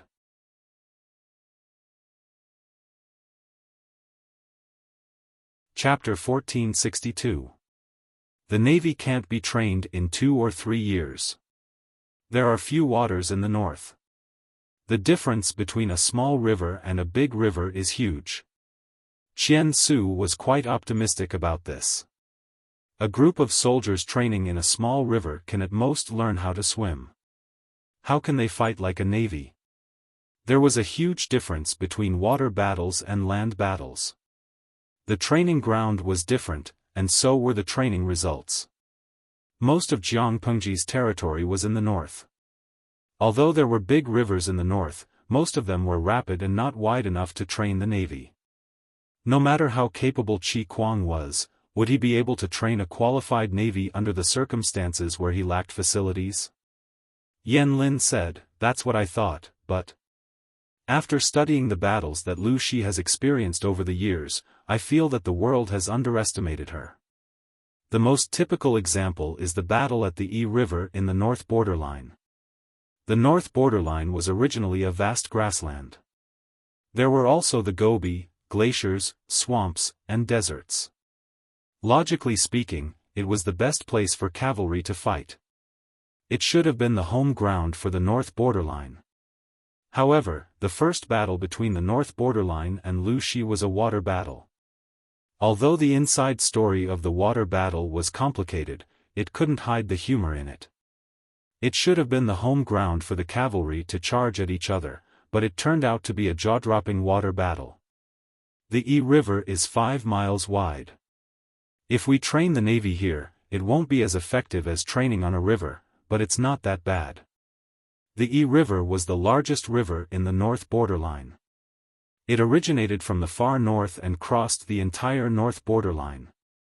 There were many tributaries that fed countless people in the north borderline. Although Yan Lin hadn't seen the Yi River in its entirety, he could imagine it. It should be the best place to train the navy. Qian Su frowned again when he heard that. If Lu Shi can even make up for this weakness, then her navy. Qian Su couldn't come to a conclusion, but he could guess that Jiang Pengji's navy was not a paper tiger. Not only did they have the advantage in numbers, but they also had the ability to fight. What are the chances of our army winning? He remembered correctly that Yan Lin had said that Yang Tao had a chance of winning. Navy battles are different from ordinary soldiers. Not only do they need a long period of training, but they also need to accumulate a certain amount of battle experience. When Lu Shi was fighting in the north, he had only fought on the water once or twice. The navy was very inexperienced. The waters of Zhangzhou are complicated. They've just arrived, so they don't know anything about the water routes, weather changes, and river conditions. Yan Lin lowered his eyes and said, we might have a chance of winning if we add in a good reason. Qian Su trusted Yan Lin, so she was more confident after hearing his words. However, if Zhangzhou is accidentally lost? Qian Su asked a very unpleasant question. Yan Lin said, if Zhangzhou falls, Lu Shi will be able to bring his troops down the river and attack Nansheng. Do we even need to talk about the result? If they lost the battle in Zhangzhou, it would not be easy for Yang Tao to make a comeback. After all, Jiang Pengji wasn't the only enemy who coveted them. There was also the treacherous and Shui. There was Jiang Pengji, the ferocious tiger, in front of him, and in Shui, the hungry wolf, behind him. Yang Tao was a pitiful person with a sandwiched heart. While everyone else was confused and worried about their future, Yang Tao ate, drank, and slept well.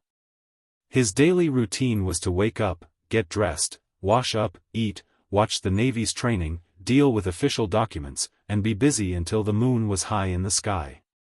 Then he would go home to eat and play with his wife and son. Yan Shuxian had a belly full of worries, but when she saw her husband doing what he was supposed to do, she suddenly felt powerless, as if she had punched cotton. What are you worried about? Your husband won't be unable to protect you and your son. Yang Tao turned sideways to face her.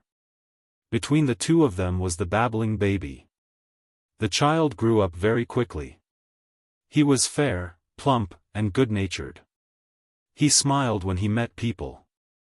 It was Yang Tao's first time being a father, so it was naturally refreshing. Yan Shuxian said, I'm not worried about this. As long as I'm with you, it doesn't matter whether it's the world of the living or the underworld. Don't say such inauspicious things.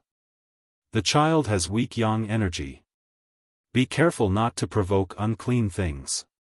Yang Tao made a few childish sounds and said, but your husband has strong yang energy. Why don't you come closer? Don't worry about evil things, they can't come close to you and your son. Yan Shuxian was speechless. Yang Tao played with the baby for a while, then let out a long sigh and said, although you and Xiaoyang didn't say it, your husband knows very well. If we hadn't joined the Nansheng alliance to fight against the 4 factions of Nanman, we wouldn't have to be afraid of Lu Shi. Now that our strength has been greatly damaged, it's hard to predict our chances of winning. He knew very well, but he was the lord and the backbone of everyone. He couldn't be afraid of a battle. In today's world, one couldn't withdraw just because one didn't want to fight. Yang Tao not only had to be responsible for himself and the people under his rule, but he also had to be responsible for those who had followed him loyally. They didn't want to admit defeat, so Yang Tao couldn't have such thoughts. Yan Shuxian was stunned, and her expression was complicated. What do you think, my husband? Yang Tao said, what else can I think? Let's fight. Whether we win or lose, it doesn't matter. Whether we win or lose, we just have to give it our all. He was a generous person, and he didn't have a strong obsession with winning or losing. If it wasn't for Yan Lin's support, he wouldn't have gotten to where he was today. In the past, my dream was to be a knight-errant who would help the weak and punish evil. Yang Tao said calmly, after my father passed away, I had no one to rely on. That's when I realized how childish I was. Fortunately, I wasn't alone. I had Xiaoyang to support me. After I got rid of the fake emperor and avenged my father, I had an idea, I can let anyone down, but Xiaoyang can't be disappointed. As long as Yan Lin still wanted to work hard, Yang Tao wouldn't give in even if he had to sacrifice his life. Yan Shuxian said, my husband and big brother's friendship is enviable. In any case, we grew up together in open crotch pants. He risked his life for me. How can I let him down? Yang Tao smiled. Now that I have the two of you, your husband will try his best to arrange a way out for the two of you. Yan Shuxian sighed softly and didn't say anything. She hugged the child in her arms tightly and leaned against his chest. She wanted to be optimistic, but she couldn't help but think too much about the current situation. Even though Yang Tao said he would protect her and the child, she didn't think life would be interesting without him. For a loving couple, it took a lot of courage to live after losing the other half. The next day, Yang Tao woke up on time when the sky was just starting to brighten. He got up carefully and touched the baby's diaper. He found that the baby had wet the bed. He hurriedly asked the maid to bring him clean water and a towel. The baby had a bad temper. He would cry whenever he felt uncomfortable. The nanny couldn't calm him down no matter how hard she tried. Only his mother would comfort him. In order to let his wife sleep a little longer, Yang Tao could only sleep lightly. He woke up at night and peed the baby. As a father, I guess that's how I feel. He hoped that he could find a stable place for the child to grow up.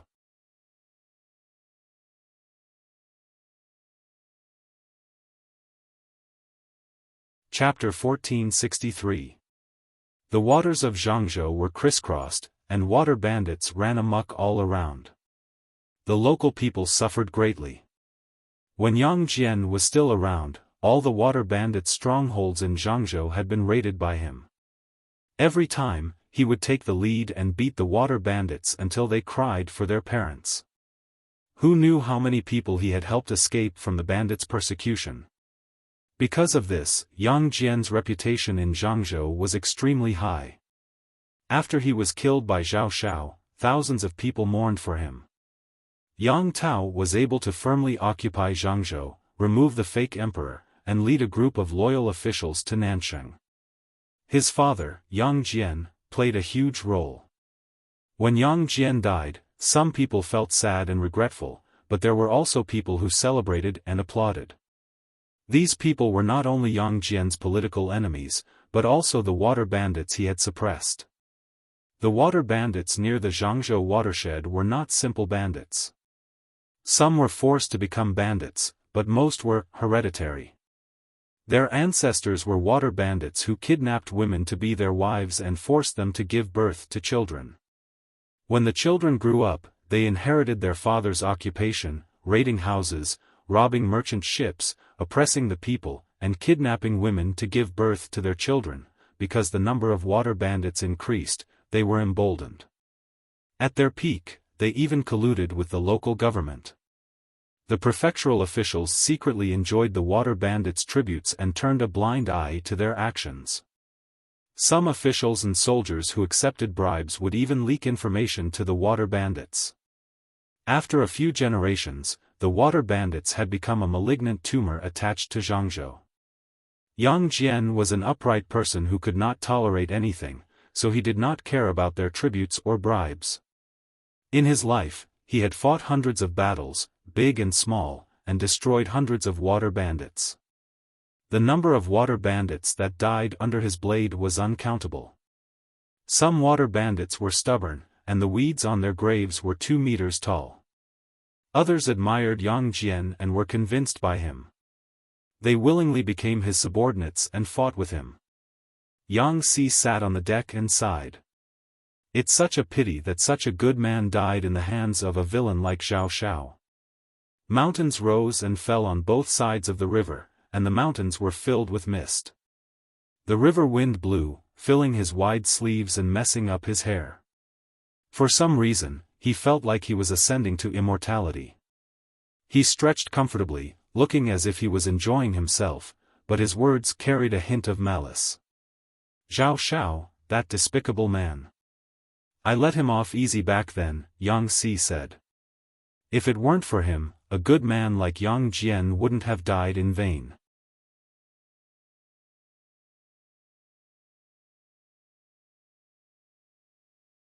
There are indeed many self-proclaimed righteous bandits in the Zhangzhou River basin. They specialize in robbing rich merchants and boast that they are robbing the rich to help the poor. They protect the local fishermen from being harmed by other bandits, so the fishermen who receive their kindness regard them as heroes. What's more, some fishermen take the initiative to inform the water bandits or erect longevity tablets in their homes to worship them. Liyun shook his head. This is really strange. The people are too easy to deceive. Yang Si said, Han Mei, this story teaches us a principle. Guess what it is? Li Yun frowned and thought for a while, then said uncertainly, reputation? Yang Si smiled and clapped his hands. Yes, no matter what you do, you must use the tiger skin of a good reputation. As long as this reputation is strong enough, even if you commit murder, arson, rape, and plunder, the people will feel that what you did was right and good. They will applaud and cheer for you. Li Yun said, Teacher, you are teaching bad people. Yang Si smiled and said, Teaching bad people? Is it my turn to teach this? Turn your head and look at our Lord. This is what an expert should be like. When had his Lord not done the same thing when she did something bad? Li Yun's expression darkened. How can we talk about the Lord behind her back? Yang Si waved his hand. Even if the Lord heard it, she wouldn't have any objections. At this moment, Li Yun's sharp ears caught a sentence. No, she has a lot of objections. Li Yun roared, Who's hiding there? Oh my God, I've been discovered. Li Yun stood up abruptly and kicked open the door that was blocking his way. He grabbed the back of the collar like he was holding a cat and pulled out the person hiding behind. Warrior, you have great arm strength. It was obvious that he had been caught red-handed, but not only did the person not feel guilty, he even applauded Li Yun. The little angel, Han Mei, was indeed an excellent man. His arm strength was enviable. He could lift a person weighing more than 100 kilograms just like that. Yang Si burst out laughing when he heard this. Li Yun blushed. Although Qi Kuang did not laugh, there was a hint of a smile in his eyes.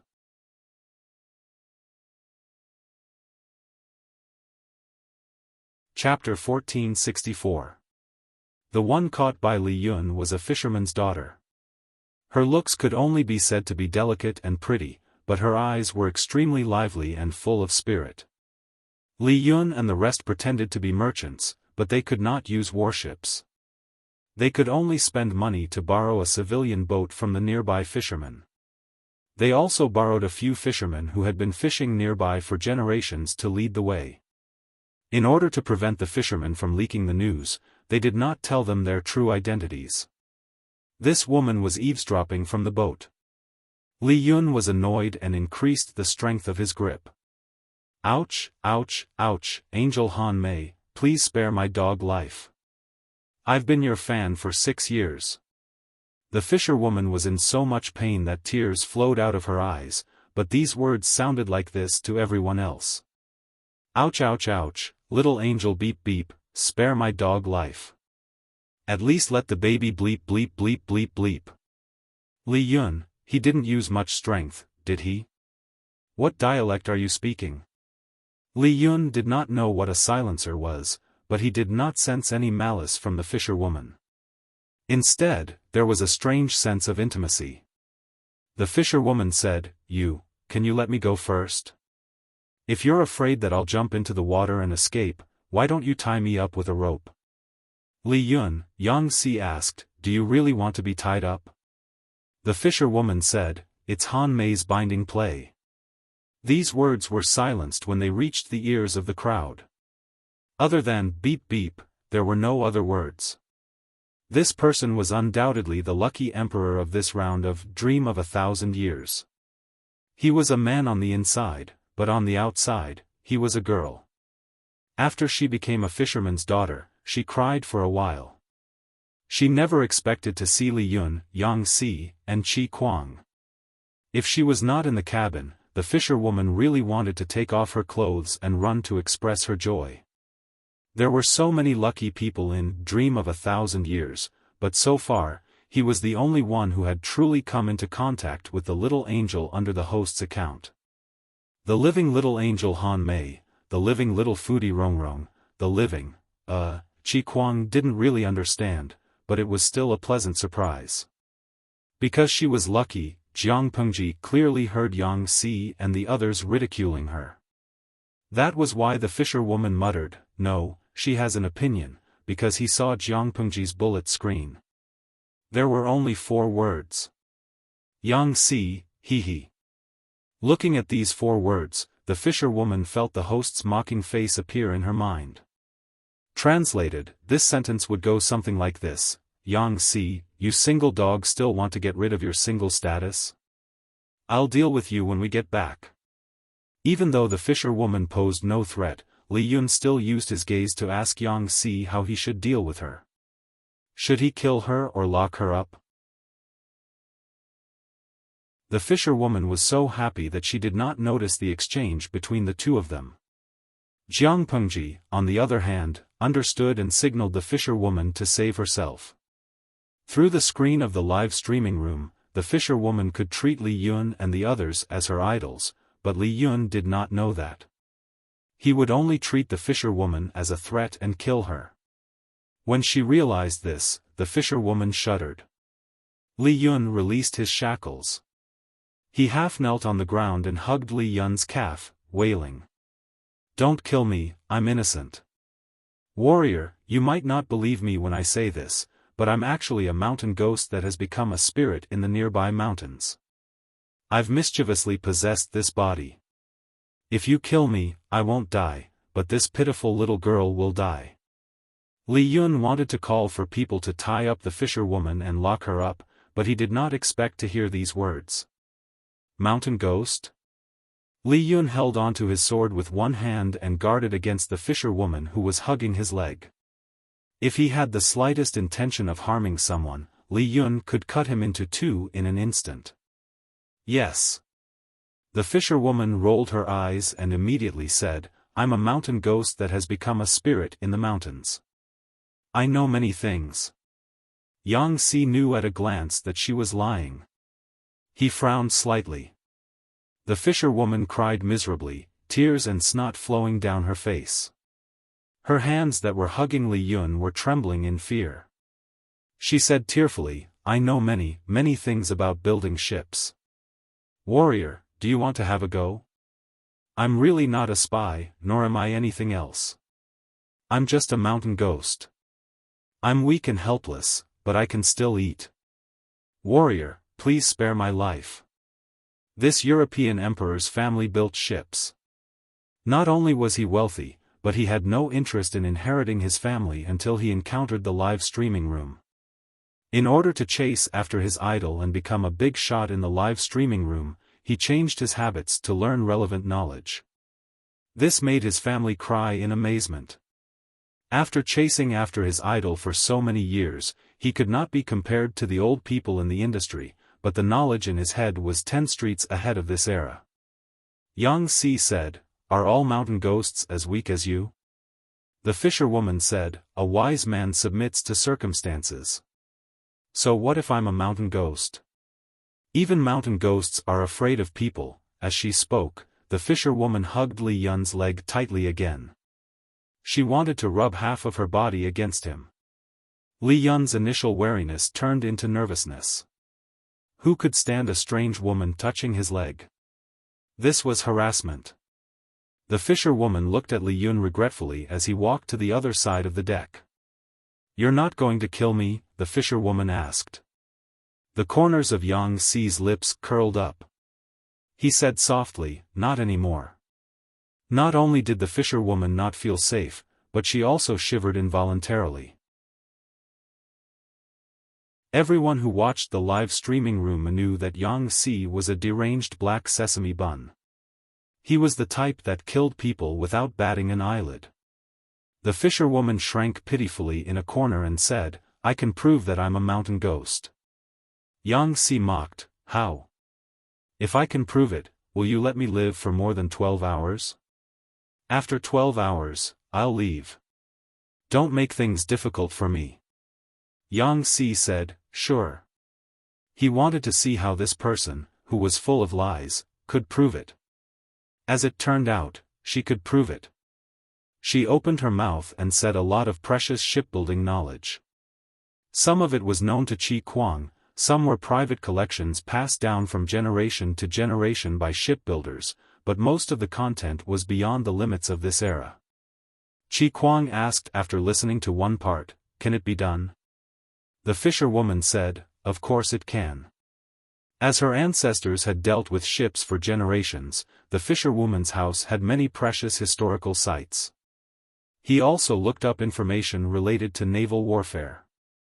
These things were very precious to Qi Kuang and the rest.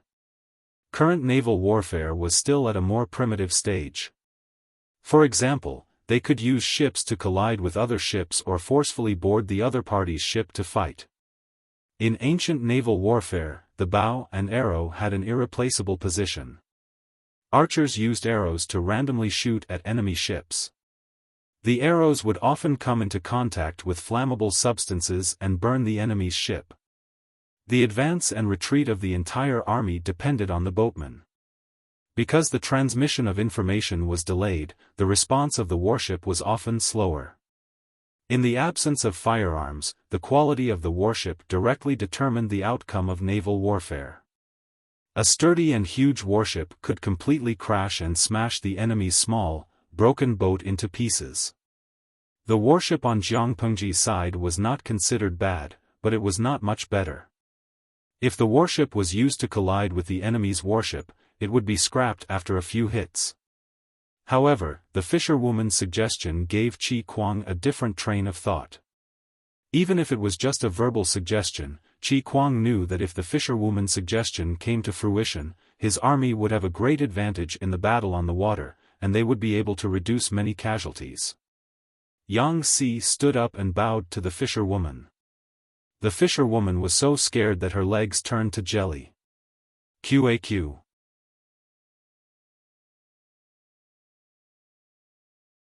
Chapter 1465. You, what are you doing? Don't scare me, I'm very timid. I usually scream when I see a cockroach. The fisherwoman was confused by Yang Si's action, but she knew how difficult Yang Si was to deal with. She dared not offend him. Seeing the fisherwoman's reaction, the salted fishes wished they could climb into the screen and accept Yang Si's bow for her. They had been following the live stream for so many years, but when had they ever seen Yang Si like this? Hen Shengzhao, don't be stunned, give me some reaction. Little Rongrong is thanking you. Ziju Yue, this is a once-in-a-thousand-years opportunity. Show me your mountain ghost character. Don't be a coward. Yanhuang Huatsua, Little Rongrong thinks you're an otherworldly master. Take the opportunity to show off. Big brother, you won't get another chance like this. The group of salted fishes were anxious in front of the screen, but more were envious and jealous.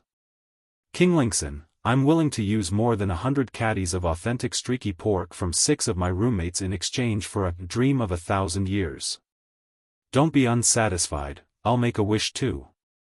I'm willing to use the keyboard that Tang Chi used to copy and paste in exchange for a dream of 1,000 years. The salted fishes cheered happily while the fisherwoman clenched her fists nervously, not knowing how to react. I've offended you just now. Please forgive me, little lady. Yang Si said, this kindness is no different from the kindness of Huang Shigong in teaching me. Little lady. Even though she knew that little lady was a term for unmarried women in this era, the fisherwoman still blushed disappointingly. No, you don't have to apologize. I'm already very happy that you didn't kill me. The fisherwoman paused after saying that. She seemed to have thought of something as her eyes evaded. Then if you really want to thank me, can you help me fulfill 2 small wishes? The fisherwoman used her thumb and forefinger to make a short gesture, indicating that his wish was really not that great. Yang Si was not surprised. He said, as long as it's within my capabilities, and does not violate filial piety and benevolence, I will naturally do my best to help you fulfill your wishes. The fisherwoman said, can you let him call me little lady? He pointed at Liyun. Even though he was a man, it did not stop him from liking the little angel Han Mei. He was a veteran fan of Liyun's father's fan club. When Liyun got married, he even generously threw money at him. Yang Si, what kind of wish was that? Li Yun was also confused. Was there a special title for little lady? Since it was just a greeting, Li Yun naturally wouldn't reject it. When he said the 3 words, little lady, with a slight accent, the fisherwoman felt that her heart was blessed by Cupid and Yu Lao at the same time. He wanted to climb the wall and jump ship from his father's fan club to his girlfriend's group. There was a video recording in the streaming room. When he returned, he wanted to cut off the little lady that Yang Si and Li Yun were talking about and use it as his ringtone. Ahem, the second wish, the fisherwoman rubbed her hands nervously. Her flushed cheeks made Yang Si slightly suspicious. My second wish. Can I have your autographs? Yang Si raised his eyebrows and asked in confusion, autograph? It's rare for me to come here, so I want to take something from my idol as a souvenir. The fisherwoman said pitifully, the mountain is very boring, and I can't stay in the human world for long. Do you know how rare it is for me to possess a body? Autograph as a souvenir. Yang Si was a little hesitant. He didn't know what she wanted to do with his autograph. If it was really a wild mountain spirit, Yang Si felt that it was somewhat unreliable based on the supernatural novels that he had read. On second thought, it wasn't hard to get their handwritten words. Yang Si had the habit of practicing calligraphy on a daily basis, so he didn't know how many useless manuscripts he had written. If this mountain spirit really had evil intentions, there were plenty of channels. There was no need to use such precious information as bait. In the blink of an eye, countless thoughts flew through his mind. After some consideration, Yang Si smiled and agreed.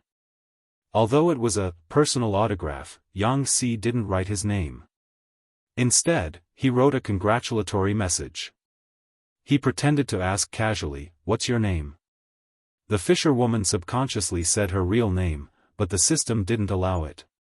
After muting it, it turned into the ID of the streaming room. My name is Eating with Feet Buckled. Yang Si's hand paused, almost ruining the entire piece of paper. The fisherwoman also received the system's explanation. She suddenly had the urge to cry, but no tears came out. Damn it, of all the IDs, why did it have to be called Eating with Feet Buckled?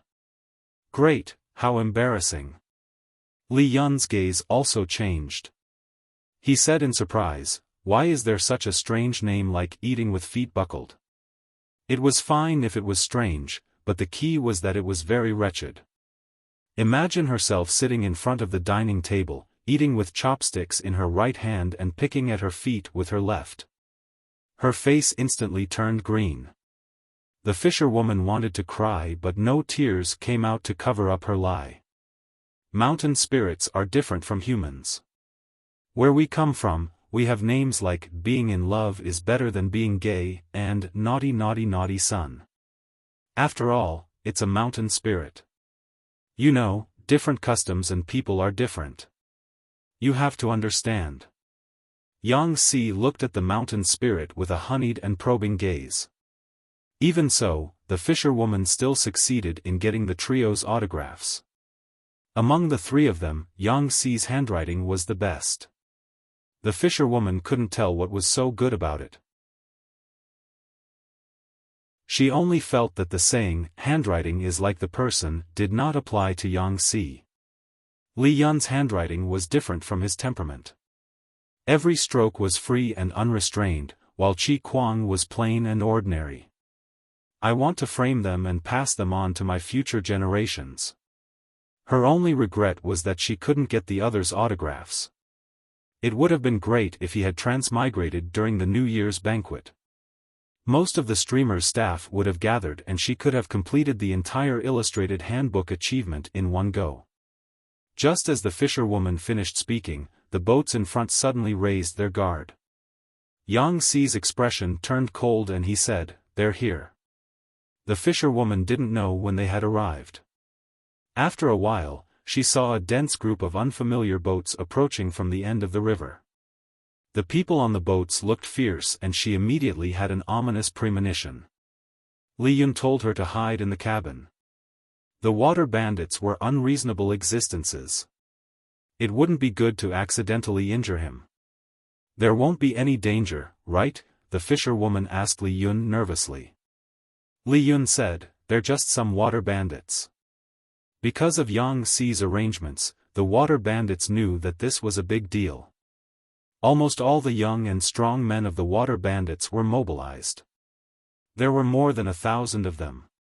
Water bandits of this scale were considered above average among the water bandits, but 100,000 dawn of rations was worth mobilizing such a large force. Yang Xi said, send someone to negotiate with them and test out their strength. To the outside world, the fleet was disguised as a merchant caravan. The people standing on the deck were either rough men in plain clothes or elderly boatmen. Although there were a few armed servants on the outer boats, they posed no threat to the water bandits. The water bandits said, we don't want your lives, we only want your money. If you know what's good for you, leave your money and leave.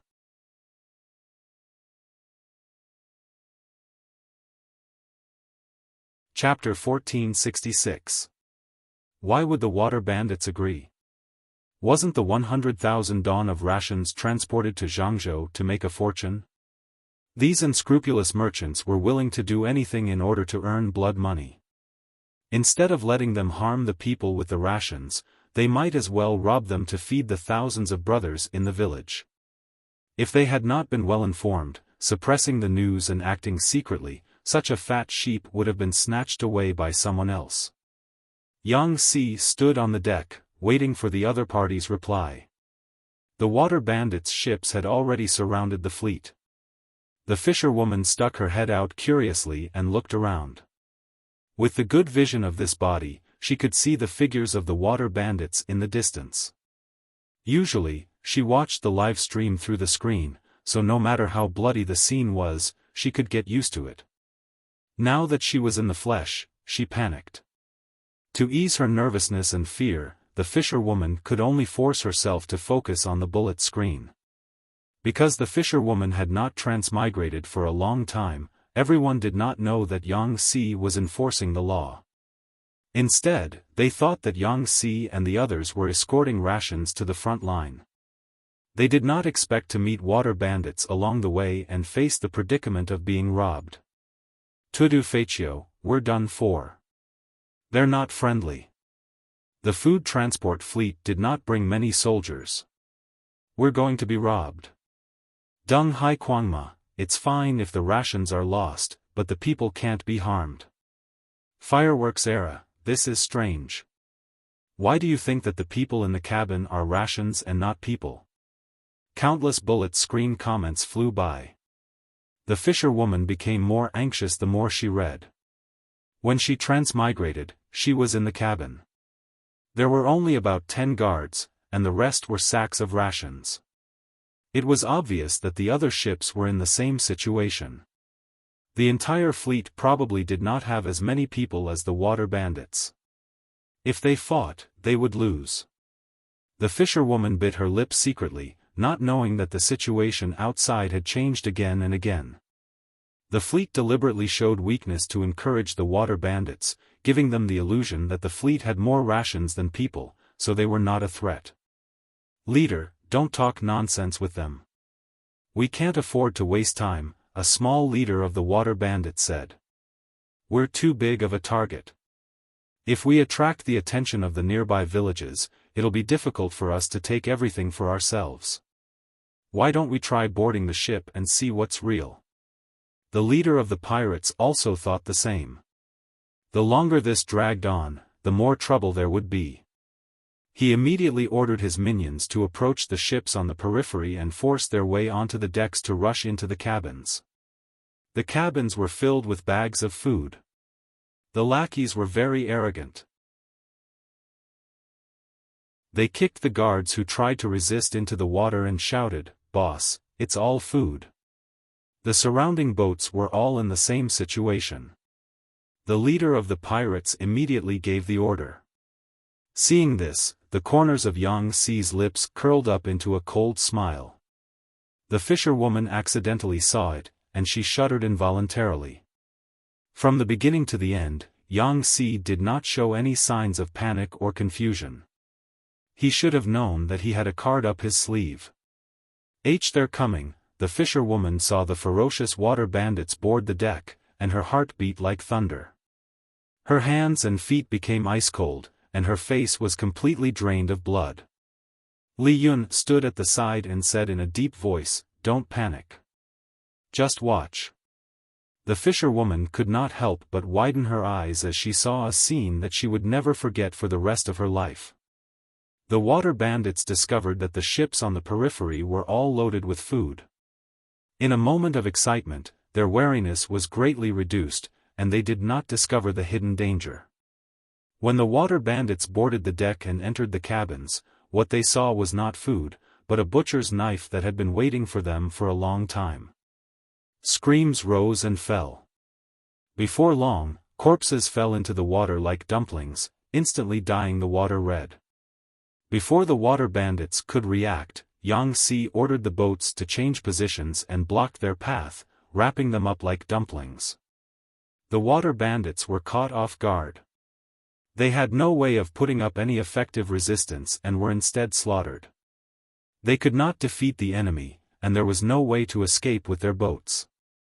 Left with no choice, many of the water bandits chose to jump into the water. They had been around water since they were young and were very good swimmers. But Yang Si did not plan on letting them go. Rows of archers shot arrows into the water. The fisherwoman witnessed all of this with her own eyes. The corpses on the water surface sank and floated up again. Fresh blood dyed the blue water scarlet. She was in a daze and did not notice that a water bandit had climbed onto the boat to launch a sneak attack.